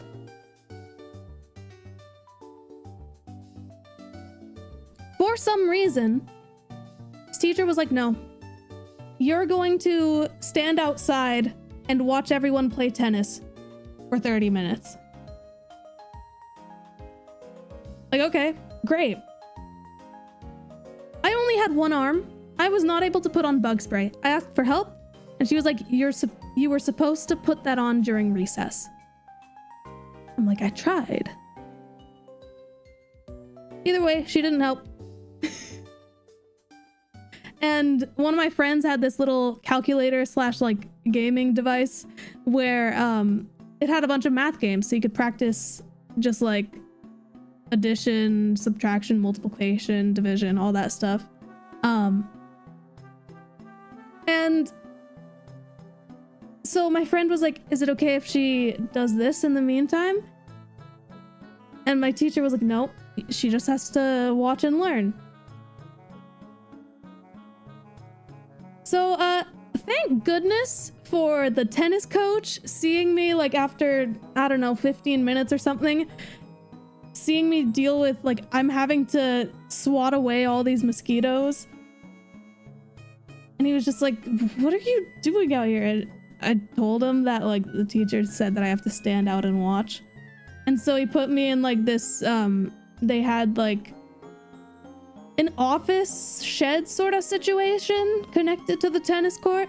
So I got to sit in there for a while. And then after class, during lunch break, was it during lunch break? I don't know. I went to the office and I was just like, I don't feel good. Yeah, I went home sick with like a bunch of mosquito bites.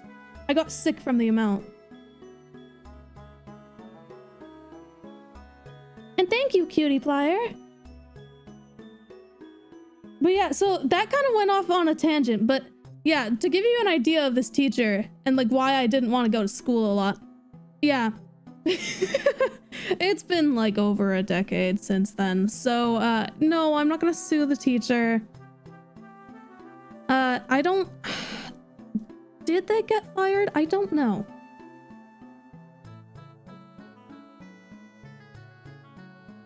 They went on like maternal leave the next school year.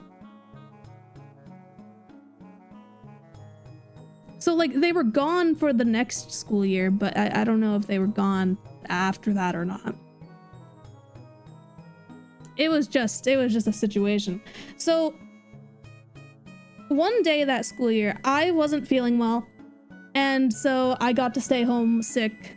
And you know what you do when you've just got like a little cold and you're staying at home from school? You play video games. It was on a Tuesday. So that meant I could do the bug catching contest. And so I did. Lo and behold, shiny Caterpie.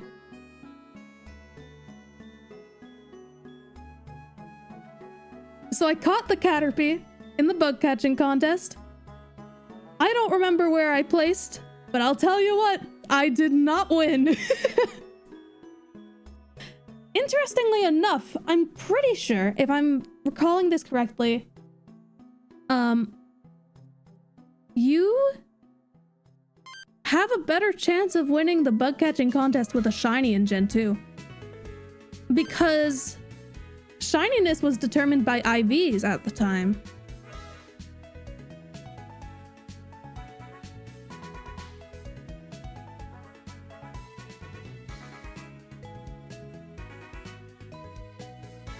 It was literally this one teacher was horrendous. Like, really bad. I had one time in university where I had a course where I was learning about teaching. And at one point, we were told that we could do an essay on just a learning experience you had, like, in education and how it could have been better or worse. So I made this crazy long essay, like, trying to keep the stuff like that out, like the mosquito tennis story, keeping that part out. I still had so many critiques. So I made a whole crazy long essay about how bad this teacher was in, like, a professional, educational way.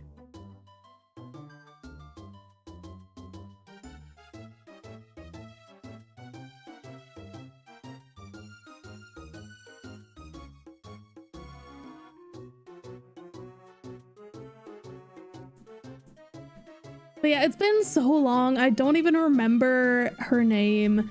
It's something where, you know, I really don't like that teacher. But it's been so long that it's like, I'm not going to get revenge or anything. That's just, I'm going to be the bigger person. And that's saying a lot because I was a kid. I did not deserve to be the bigger person.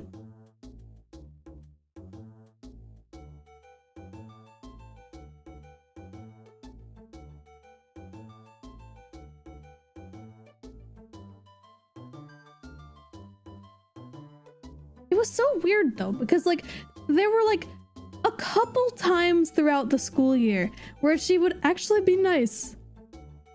And it threw everyone off. No one really trusted her. But I am genuinely shocked that the school didn't fire her.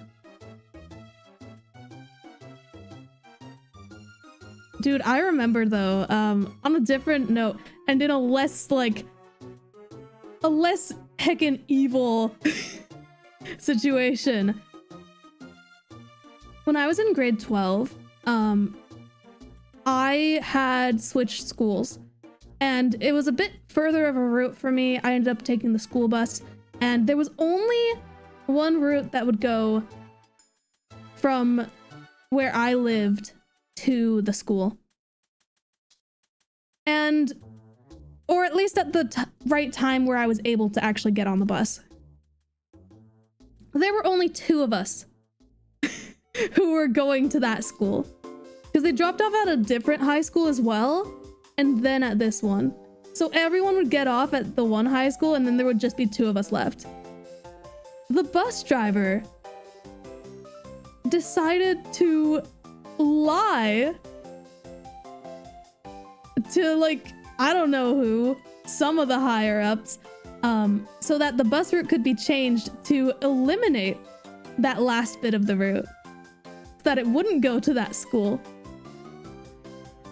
made the excuse that the only people who go on that, like, all the way to the end of the route haven't attended and haven't actually been on the bus at all. I did not miss a single day. In fact, I was late for class every day that happened. Like, every day that I took that bus route.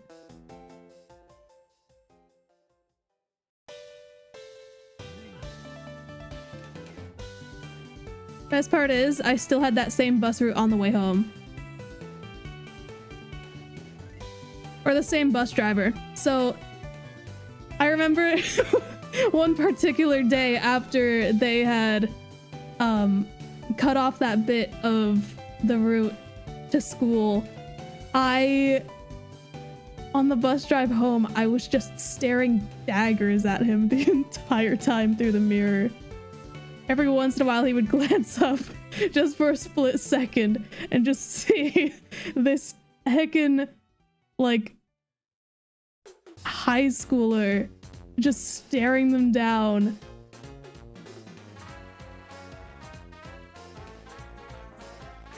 I'm just over here like, I know what you did. Because, yeah, they just lied so that the bus route would be shorter.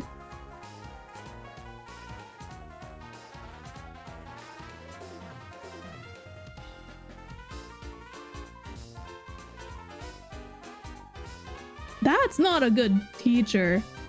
Dude, teachers who do that, teachers who clown on their students like that, that's just not cool at all.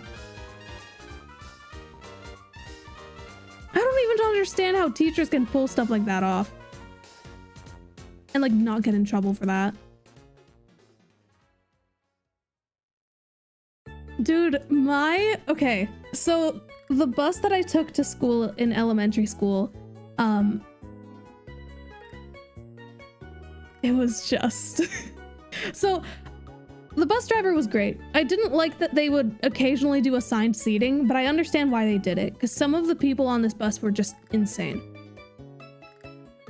Now, I don't know about you guys, but I had a lot of experiences with, or a lot of people have had experience with Pokemon cards being banned at school for one reason or another.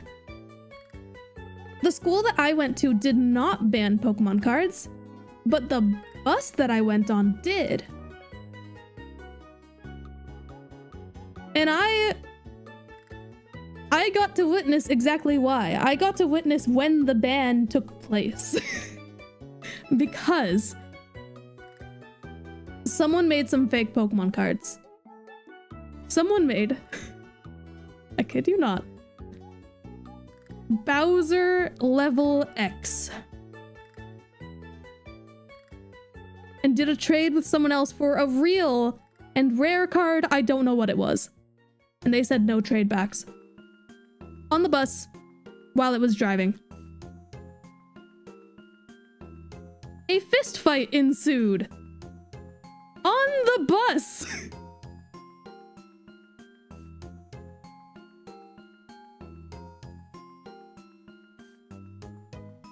So, yeah, they banned Pokemon cards on the bus.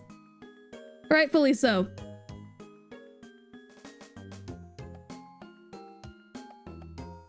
To be fair, we were in elementary school. Kids are stupid. It doesn't matter if you're like the smartest heckin' elementary schooler, right? Elementary schoolers are still stupid.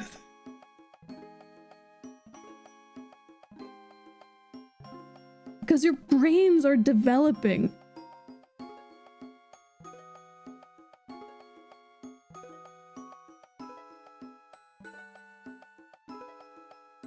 Oh, that's another thing. So, that teacher that I was talking about earlier, the heckin' evil teacher who is evil, absolutely sucked. So, we weren't allowed to draw in class.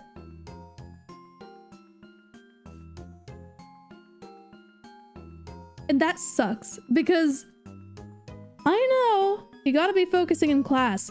But for me, it was very difficult to pay close attention to what is being said unless I'm also doing something else.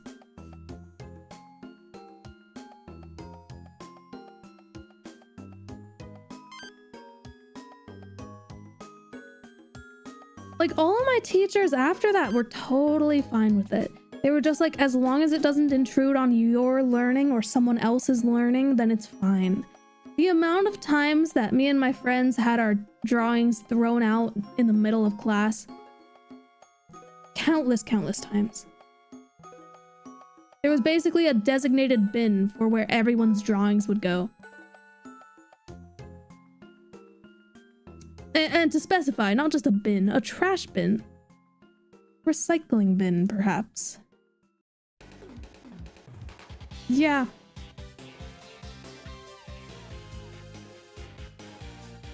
At the same time, we were being taught that we shouldn't be wasting paper. We gotta be careful with it, and we gotta make sure that it's worthwhile.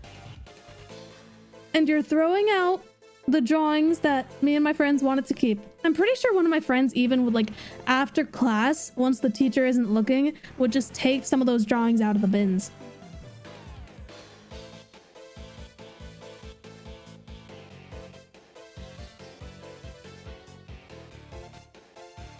Yeah, it's just weird. That's the thing. Some teachers are so weird about people drawing in class. I don't know why this game didn't cooperate, but that's fine. It's just, some teachers just don't quite understand that some kids are different than others. Some have different ways of learning. Because I absolutely, like, excelled in high school. And I was drawing all the time. Did you doodle on your homework? All the time. All the time. Obviously, if there was stuff that we needed to copy down on, like, the chalkboard or whiteboard, I would do that. Of course. When we didn't have stuff that we had to write down, I would be drawing things out, whether it's related to what we were learning or not. It's just how I was able to manage. For some people, that's how it works, and for other people, it's not.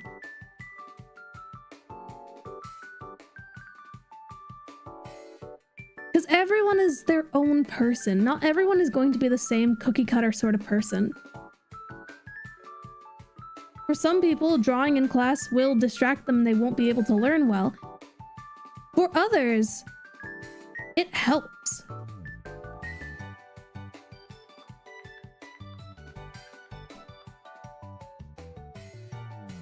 Because I will say, my worst grades ever were that school year when I had that teacher who was just awful.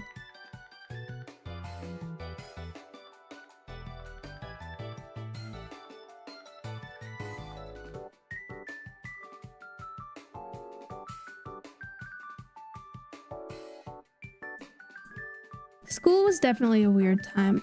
And I know that school can be pretty tough, but it's something where you gotta cherish it. Because there are some parts that are really nice. I was in a dance program in high school, and I loved it to bits. And I think it's one of those things where you don't really get to experience dance in the same way once you're an adult, unless you're, like, a professional. Performances don't really happen unless it's a competition. And, like, dance studios, a lot of them, when it comes to, like, adult classes, they're, like, recreational. There are never, like, year-end shows or anything. And that's something that I really enjoyed. I love performing. I don't dance now. It's been years at this point. Will I go back to it eventually? Maybe. Once I have the time.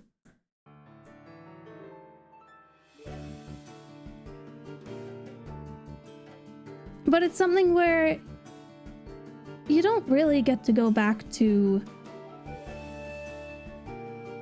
performances. Not usually.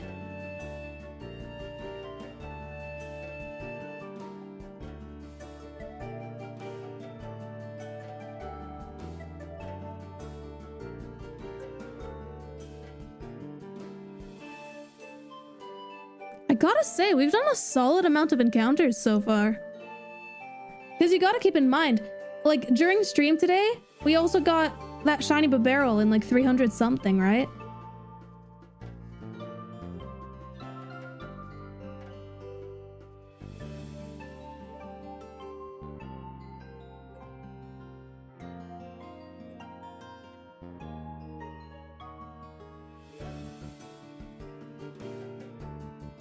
It's really interesting. It feels so full circle that I'm shiny hunting in a game that this is the Pokemon game that I really started with. Kind of. So Fire Red was the first Pokemon game that I ever played. I thought it was the first Pokemon game to ever exist. I thought that Fire Red and Leaf Green were the originals. And then one time, one of my friends brought Pokemon Gold and...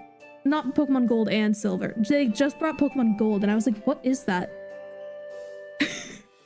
They're like, it's Pokemon Gold. And I was like, what? No, this is... that's not Pokemon Heart Gold. They're like, yeah, it's Pokemon Gold.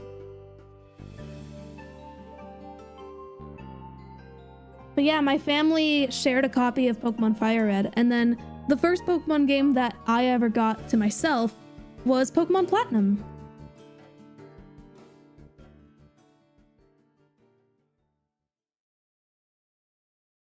Did you ever play the OG Red and Blue? A little bit, not the whole way through, but when they launched the Gen 1 games on Virtual Console on the 3DS, and also during the 20th anniversary when they had the special, they have the 20th anniversary 3DS, new 3DS.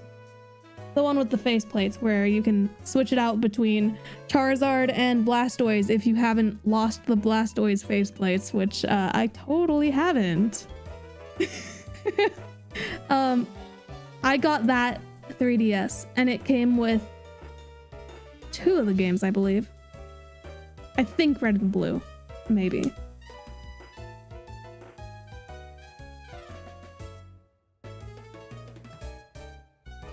So I played those games for a little while. They weren't my favorite. It is Gen 1, and I started with Gen 4, so it's like the games have aged.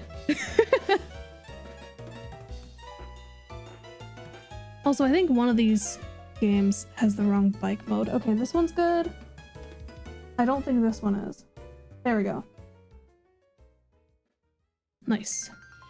Sorry, that always bothers me when I accidentally press B and then one of them switches.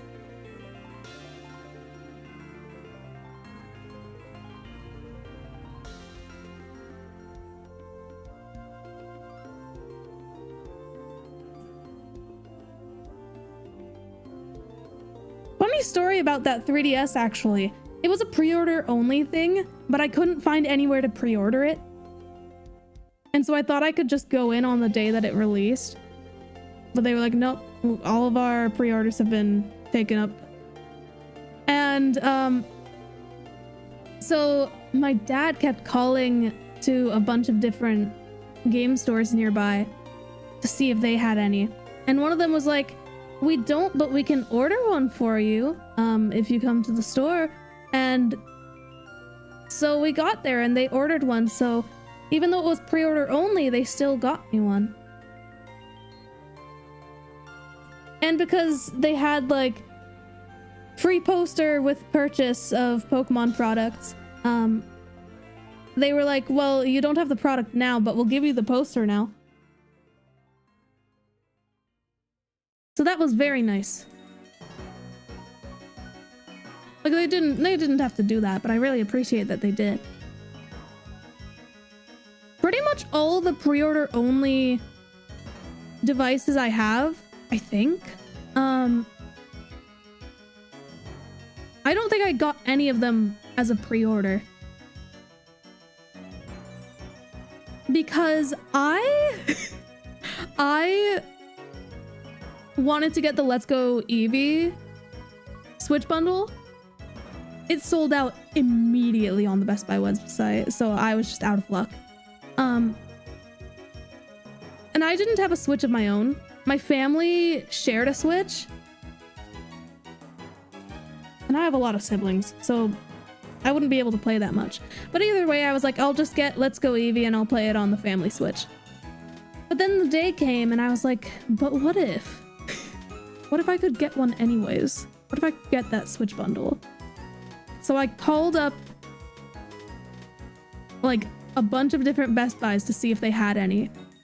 And there was a Best Buy like 2 hours away that said that they had one. And they were like, do you want to reserve it? And I, not being able to drive, just assumed that I could convince one of my parents to go on a little road trip with me and go pick it up. So I was like, yes. Yes, I want to reserve it. Lo and behold, I convinced my mother to go on a little road trip with me for the day. And I got my Switch. I feel like all my Switches have a story to them. Because, yeah, the next Switch that I got was, one of a kind Cooking Mama Cookstar Switch. I won it in a giveaway. There were actually 3 of them, but there were 2 that were like dark purple with like a holographic finish, which looks really pretty. At least in video.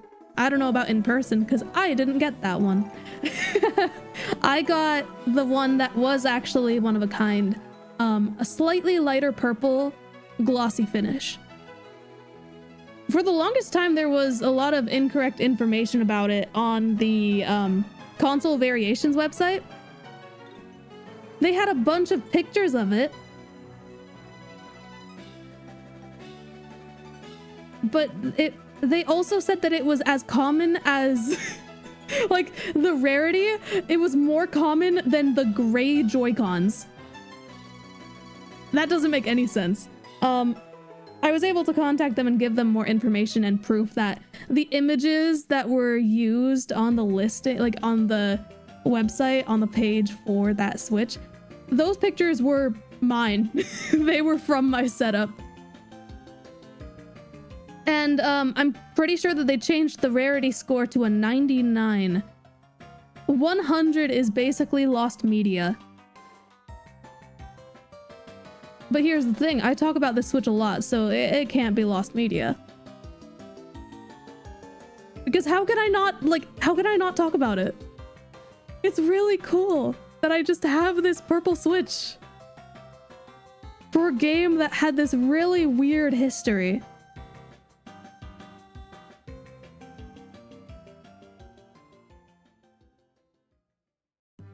Because this was the game that people thought was mining crypto on a Switch. Switches could not handle that. It was also, yeah, it was a hoax. It was just a game that wasn't supposed to release but did. And then it got taken down from the eShop a few hours later.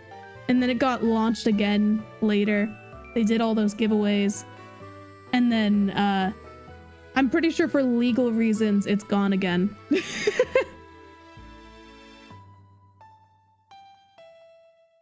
What's your favorite legendary / mythical that you've caught? That's tough, actually. For mythicals, it's gotta be Shaman, because I think that's the only... No, I've hunted for Arceus as well. Shaman is still my favorite mythical, so checks out. As for legendaries, I mean, Giratina is my favorite Pokemon, and it has my favorite shiny. So it kind of goes without saying that finding a shiny Giratina in Ultra Moon was really cool. But obviously, it'll be way cooler to find one in Platinum. I also got a shiny Cresselia in Ultra Moon, and I wanna get shiny Cresselia on Platinum as well. But that one's gonna be tough because that's a roamer. And I'm kind of torn on if I want to hunt for... If I'm gonna hunt for a roamer, which one do I do first? Cresselia or Latias? Because I really like Latias as well. And it has a lot of sentimental value to me because, you know, Latias has just really grown on me since I've been using it so much for synchro mode. And also for, still technically synchro mode, but for defeating Pokemon in outbreaks. This Latias of mine has become so incredibly useful. Roaming legendaries are a pain, but I think that they're really cool. And honestly, it's nice having that challenge. I know, I saw earlier in the stream someone just being like, just hunt for Girafarig and Scarlet and Violet. Like, that's not the point though. I want to play on my favorite game and make a team of some of my favorite Pokemon, mostly from my childhood.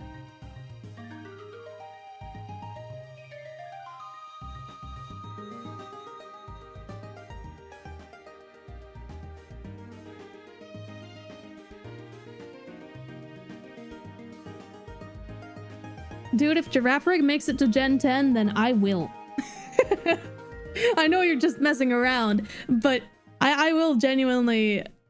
It's one of those things where I want to hunt for Girafarig in every generation of Pokemon games that it's been in, but I should probably do that with Wooper.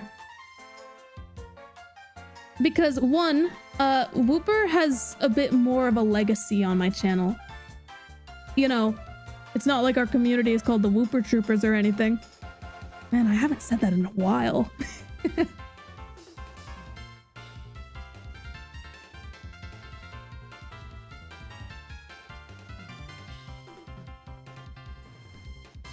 But, sorry, I lost my train of thought. On top of that, I feel like if it's gonna be between Girafarig and Wooper for, like, hunting for said Pokemon in every gen that they're in, first off, Wooper is just kind of the brand in a way. And also, not to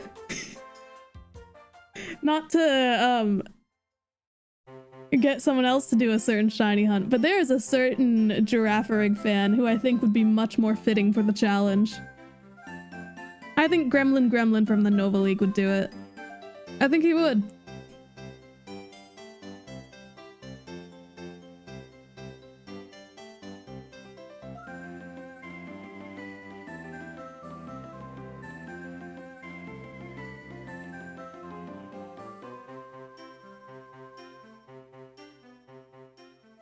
Has he done every gen already? It's possible. I might be missing some of the lore. I know that he's done like a lot of the gens. Has he gotten Gen 5 though? Yeah, I thought so. Yeah, because I know he already got a Gen 2 one.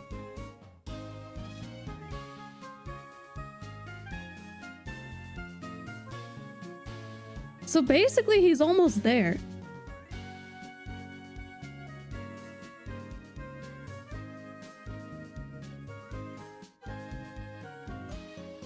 And Gen 6.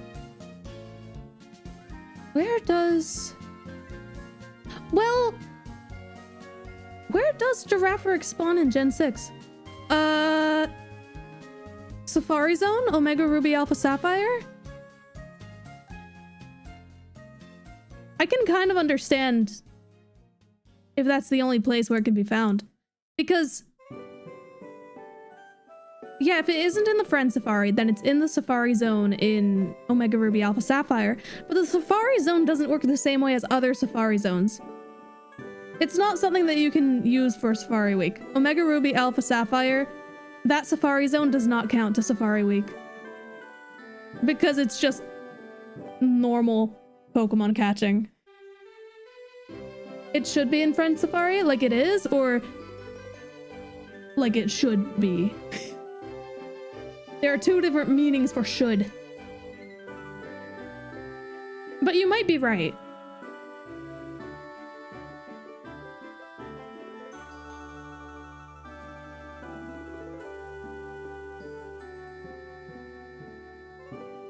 I also, I still gotta hunt for a Gen 5 Girafarig. Will you stream Safari Week? Maybe. I don't know exactly what my plans are. I don't know when Safari Week is gonna be, even. Like, if it overlaps with other things, then I might not be able to. But I'm crossing my fingers. I really hope that this year I can get my first Safari Week shiny. Heck, I can even just fail one. That'll be fine. The odds of a shiny in these games, it's 1 in 8,192. Oh yeah, so Safari Week is where it's an entire week where shiny hunters are shiny hunting in the Safari Zone or the Great Marsh. Those areas, typically, aside from Omega Ruby and Alpha Sapphire, you don't throw your Pokemon out into battle. Instead, you have the option of throwing mud or bait or a Pokeball, or specifically a Safari Ball, so that makes it even cooler. But it also means that there's a chance that you could fail a shiny. And I did. I failed, not during Safari Week, but I was just hunting in the Great Marsh one time. I think it was roughly like 755 encounters or something. I found a shiny Wooper. I threw a Pokeball, and then it immediately fled. Because I believe that Wooper has a 50-50 chance, roughly. It's a little uneven, but roughly a 50-50 chance of running away. It also has like a 50-50 chance of catching in the Pokeball.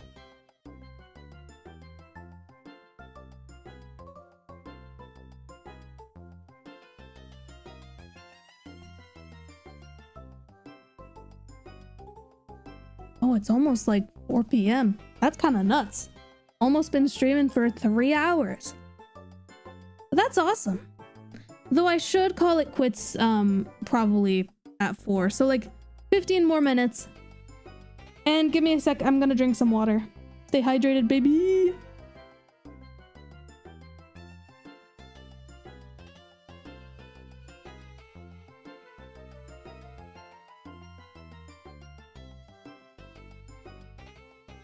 Hold on.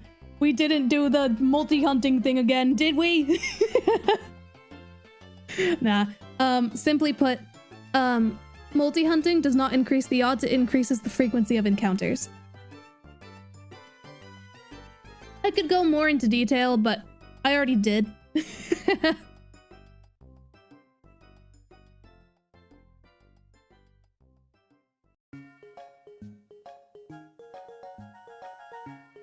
Because yeah, if you're saying the odds of finding a shiny in 4 encounters, that's different. It is just faster. Yep.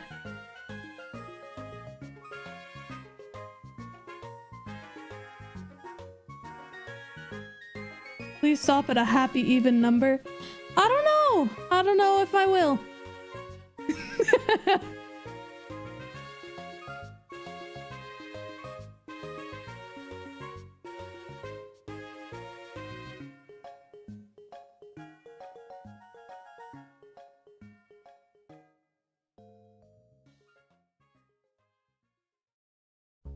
Stop at specifically 1404.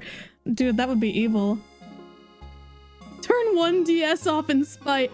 No, but what if that DS were the one to find a shiny? Think about that.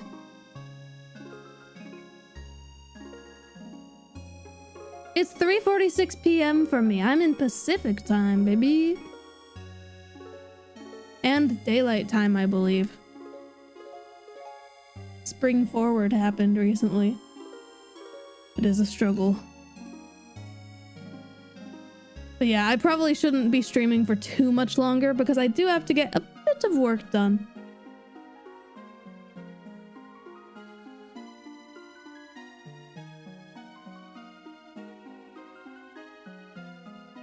Well, no, it is still faster overall. if you, like, yeah, if you never ever find a shiny ever, if you just stop, then yeah, it's not faster. But let's say that we find a shiny at like 16,572 encounters, right?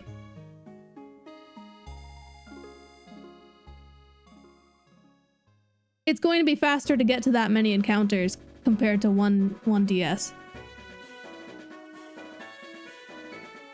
It's faster, but the odds are the same. Though it's very complex because you gotta keep in mind every single button input, the timing of it can change things drastically. You know what happened the other day? I was hunting for the Johto starters, specifically looking for Totodile. I had these 4 games running. Those encounters were going crazy fast, right? One of those games, I was having trouble with it, not like my controller. Again, I have controller receivers in each of these DSs so that I can use a controller. Sometimes the button inputs don't actually happen on every DS. And I was having a really rough time with one of them in particular. So this one game I had to go, I was laying down a ways away from my desk because wisdom tooth stuff. Just sitting on a couch. And I went to get up and just press the buttons manually so that they could all get in sync again. And then lo and behold, the game that had that delay and wasn't cooperating found a shiny Totodile. So if it had cooperated, I probably wouldn't have found a shiny. Because every button input and the timing of it matters.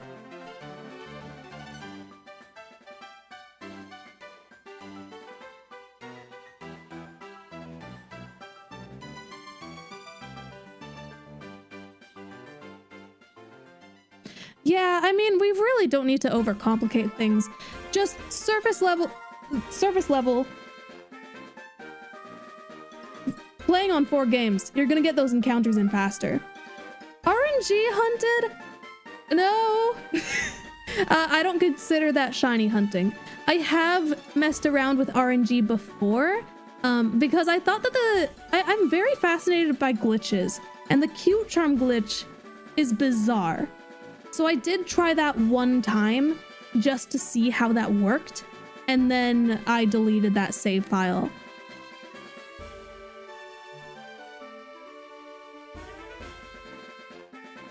One thing that's really fun to do, though, I'm sure that you can RNG manipulate for it, but I prefer to just let luck do its thing. When I was restarting a bunch of my Heart Gold and Soul Silver games, I was like, one of the games, I started up, I go to check the trainer ID, and it's 56789. What the heck, dude? That's insane.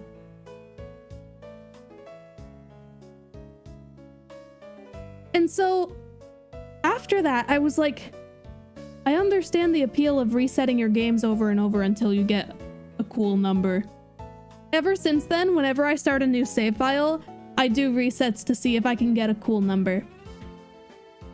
What I like to do in particular is see if I can get as many zeros as possible for the first bit. Because if you transfer, let's say you get trainer ID 00027. You catch a Pokemon on that game, transfer it all the way up to Gen 9. If you look at the trainer ID number, it'll just be 27. If it were 00270, then the trainer ID would just be 270. So it doesn't count any of the zeros for that first bit until you get to a number that isn't 0. And then everything else is counted. So I like to get as few digits as possible.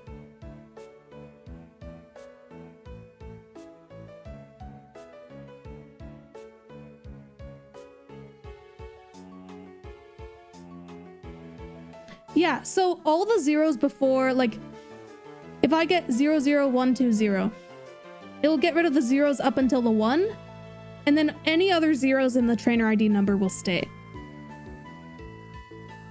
Which means you can get a trainer ID that's just 1 digit.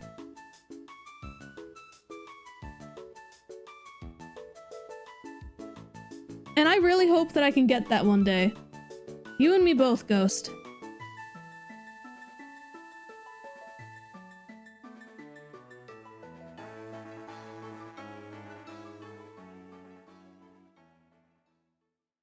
Yes, that particular number is possible in some games and not in others.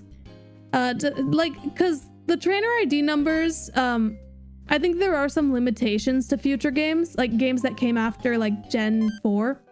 I don't know exactly what the limitations are, but yeah.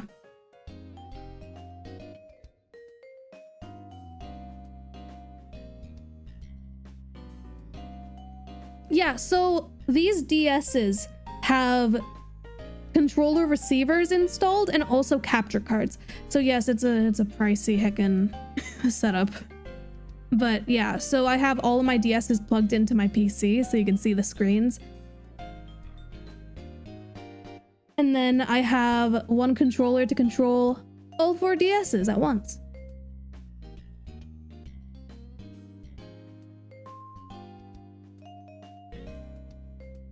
I'm actually really curious.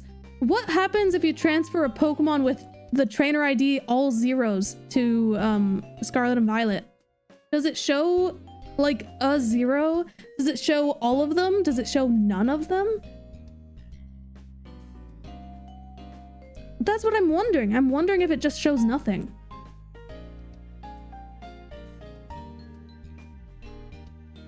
What do you think is the most difficult shiny to spot? I would say Tandemaus. No, wait, no. There's an obvious one. Minior.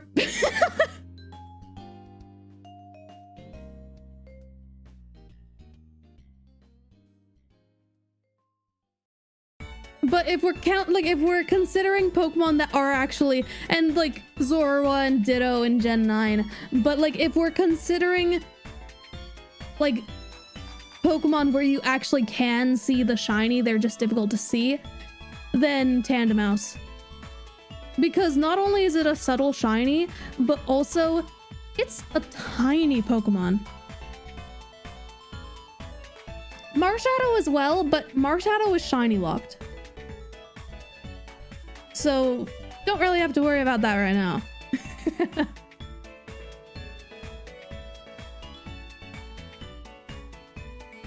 Flabebe is pretty rough too. Because it's just, I mean, Flabebe is the smallest Pokemon. It's tied with Joltik. They're both the same size. Gimmighoul as well, yeah. Gimmighoul isn't as bad, but it's still bad. I still think it's ridiculous that they shiny locked it and only limited it to like specific raid events, and then those raids are like you can only get the shiny if it's a 5-star raid, and also there's no boosted shiny odds. This is one of those occasions where like even full odds hunters will be like, this is ridiculous, boost it. Please. Yeah, Tynamo is difficult to hunt for as well. I haven't even hunted for it in Scarlet and Violet because it's just, there's no shot. I got a couple of them in Pokemon Go because I'm pretty sure they did a community day.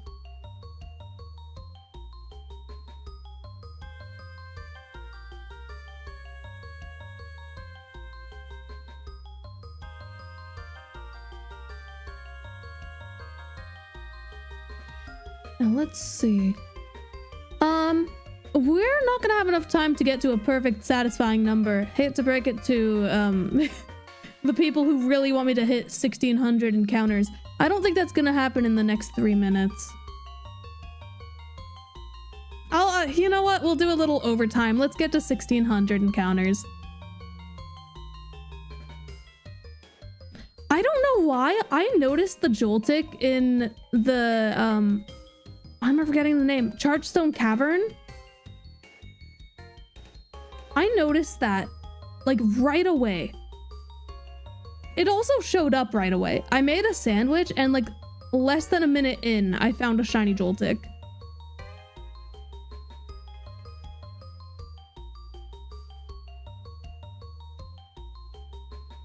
It's just, the problem is that Chargestone Cavern, the lighting varies so much.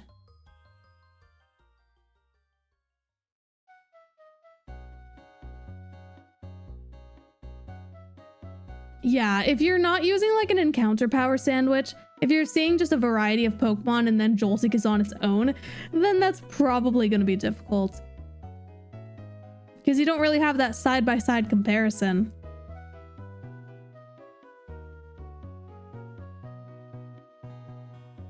Yeah, you're a little late. So I'm actually going to be ending stream in a few minutes here. I was going to say that we were going to end at 4, which is, for me, it's in 2 minutes. But, we're going to get to 1,600 encounters instead, because we can. It's a satisfying number, so it works.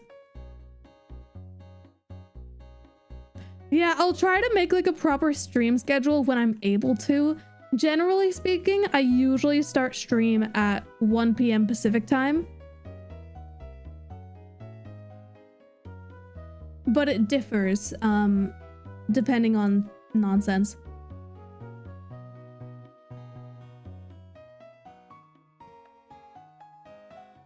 Yeah, that's the thing. There's always going to be someone who joins the stream right at the very end, and it's devastating. It breaks my heart. Like, I just see someone in chat who's like, "Hi, I'm new here," and I'm like, "I'm so sorry."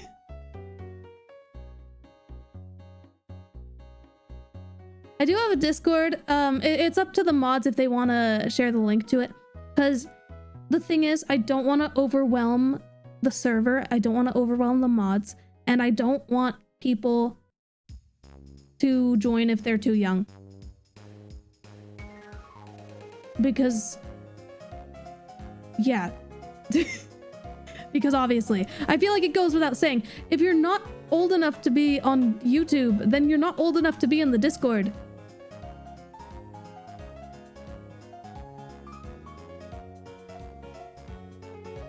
Do you still play Sleep? Yeah. Not very actively. Like every once in a while, I'll like have times where I just check every single day and I like feed my Snorlax every meal and whatever. But there are times where I just let my Go++ do the work, and then I check at like the end of the week to see what I got. But then usually if I'm not feeding the Snorlax a whole lot, then it'll just be a bunch of the same Pokemon. Which unfortunately usually is not Wooper.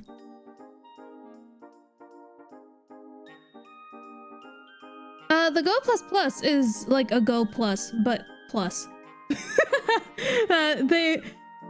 It's basically the Go Plus, but like better. And so you can use it like a Go Plus in Pokemon Go, but then it also can track your sleep. So then, if you don't want to use, like if you don't want to have your phone running all night, which I think is silly, then you can use that. But it's also expensive, so there's really no winning there. Yeah, thank you. I know. It's like the Go Plus but plus. I'm quite proud of that explanation. It's very informative.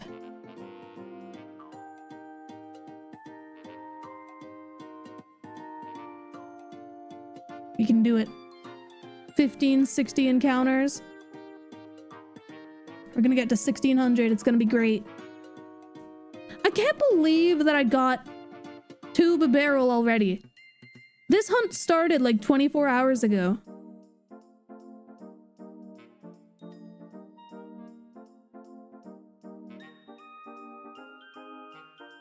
Yeah, exactly. It just, playing or using Pokemon Sleep and like tracking your sleep with just a phone is kind of strange.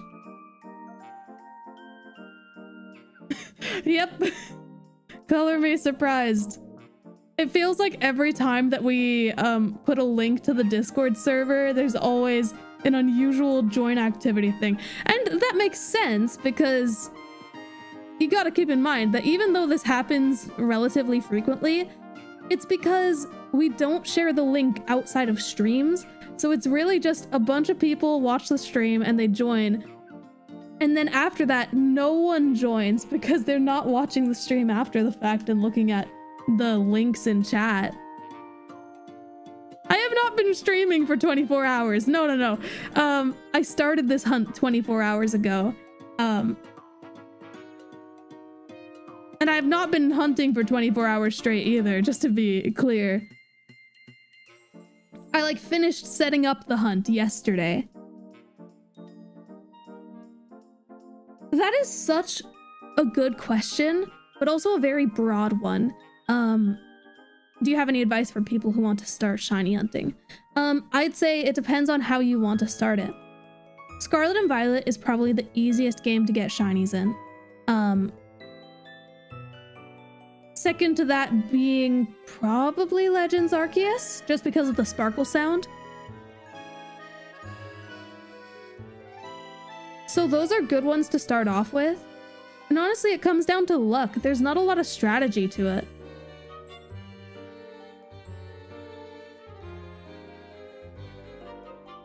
But then if you're wanting to do like full odds, let's say like 1 in 8,192, the easiest shiny hunt for you to do, at least in my opinion, is the starters in Heart Gold and Soul Silver. Because Heart Gold and Soul Silver are the only games where when you're selecting your starter, you can see whether or not it's shiny before picking which starter you want to keep. All the other games where shinies or where starters can be shiny, all those other games, it doesn't show until you pick your Pokemon. So this is one where you don't even know, like, are you gonna find Cyndaquil, Totodile, Chikorita? So there's that little bit of fun too.